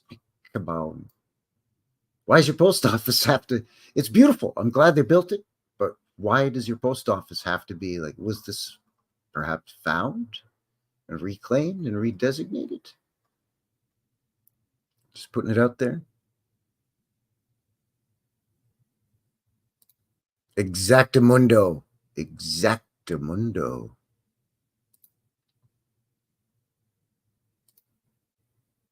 The Dominion Exhibition Building in Brandon, Manitoba, again, south of the Peg, south of Winnipeg, 1913. Now, the Dominion Exhibition, well, if you're a friend of the channel and been around for a while, did a live stream about the Dominion exhibitions. They were basically Canada's version of World's Fairs, held within a major city within each province. Provinces would, bid their sort of, like, hey, we should do it, man. And each year a different city would host. Excuse me. Yeah, clear my throat. I got to let out a yeehaw! Stampede. Anyway.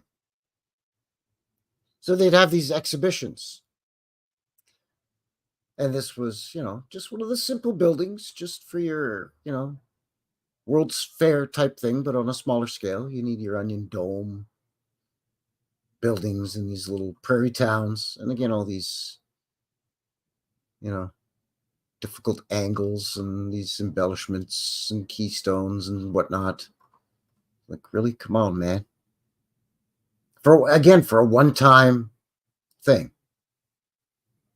There's the Manitoba Capitol or Legislative Building. Man, have mercy.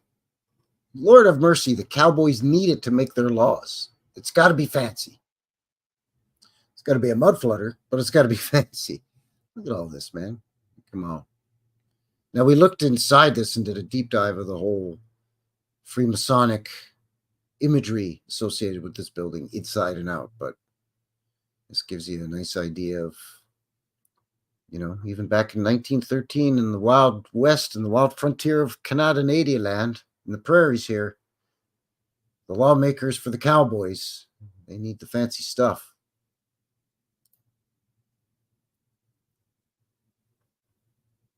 Asylum in Saskatchewan. Which one is this? North Battleford, Saskatchewan. I had to look up where North Battleford was. I'd heard of it, but I didn't know where it was. I'm like, oh, that's where it is. Again, it's I get no offense. It's kind of in the middle of nowhere. 1914. This is the asylum, the mental hospital.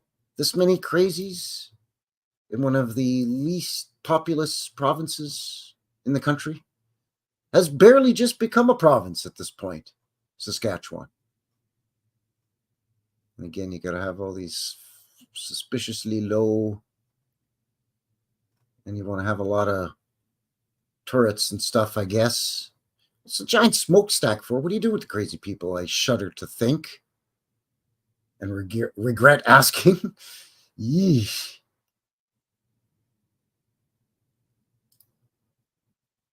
There's the Hotel McDonald in Edmonton, 1915. This is the final year in this folder. Still pretty much the wild frontier out here at this point, just before World War I. WW1 and then after, Canada really sort of came into its own and sort of gained its own national identity. So they say. That's kind of the narrative, if you will. The official story for how Canada sort of stepped up in the global stage, if you will, was during the WW1. So they finished this just in time, I guess. It says it's under construction, 1914, but not really seeing. They got a sign that says that they're working on her, but not really seeing where. But be that as it may.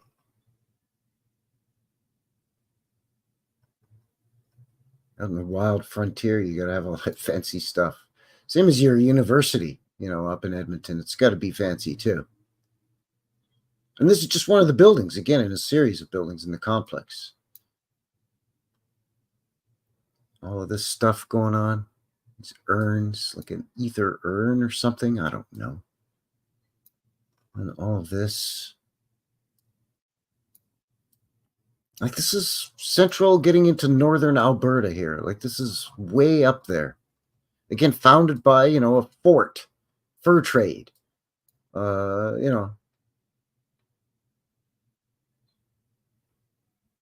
a while there, nothing but, quote unquote, wild red Indians. And it was the root and toot Wild West. Like this kind of thing. But even still, with this being, the root and toot and Wild West, come on.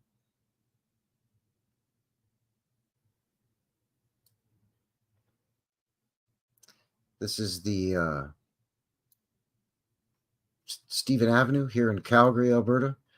Forgive me, I can't remember the year on this. I didn't label it for whatever reason.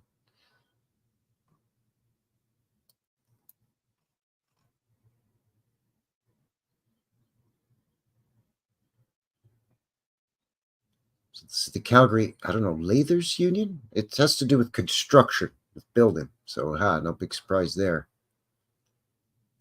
Some weird stuff going on here. No? There's that hat I like, though. Keeps popping up. What kind of getup is this?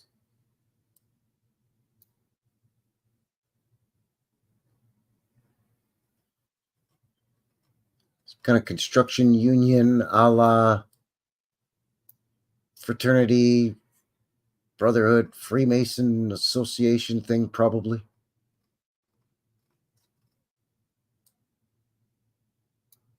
But, look at this.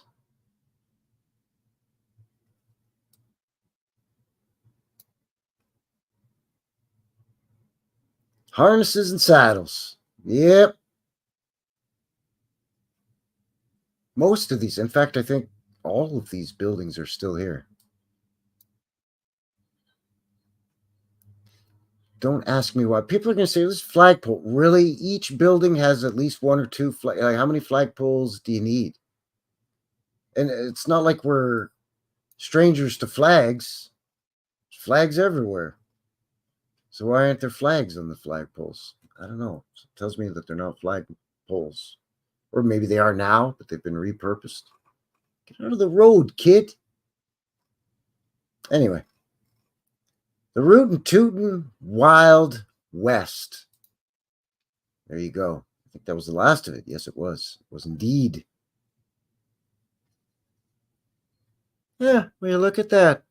Just slightly past 2 hours. Without that interruption, we'd be pretty much right on schedule. So there you go. Cowboys built these, 1845 to 1915. Manitoba, Saskatchewan, and Alberta. Some big cities, some smaller towns, and some places just in the middle of you know where's you know what. If you catch a fella's drift.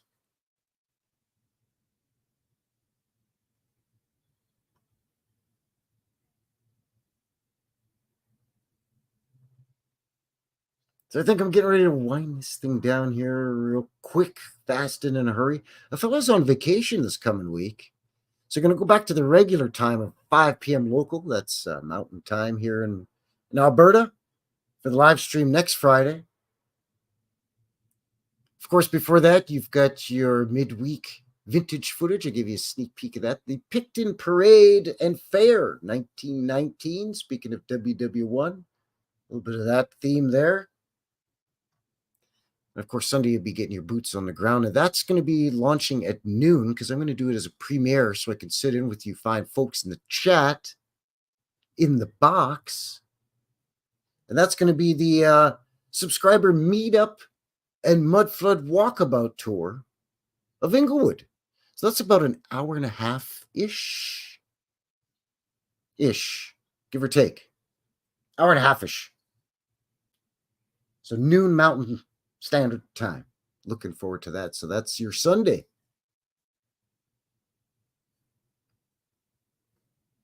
Alberta or Florida? I'm staying in Florida. It was, well, you know, doesn't get cold, but you get the hurricanes. Hurricanes? Yeah, hurricanes. We don't get hurricanes. Well, we do get tornadoes. And we do get blizzards in the winter, so that's a double whammy, so that's not fun. Yep, you got me beat. But you know what? I wouldn't trade Alberta for nothing. I'm pretty lucky where I live. Pretty lucky. And with that said, I think that is going to seal the deal here for Frankie New West Reset. Keep your ocular sphericals locked onto the channel for upcoming road trips and stuff's going on. Again, links for everything in the description below. Thank you to everybody on the HooTubes. Thanks for everybody on the fighting platforms over there on the Rumbles. Thank you to everybody in the box, in the chat, in the corral for joining me. Thanks for your patience with the glitch.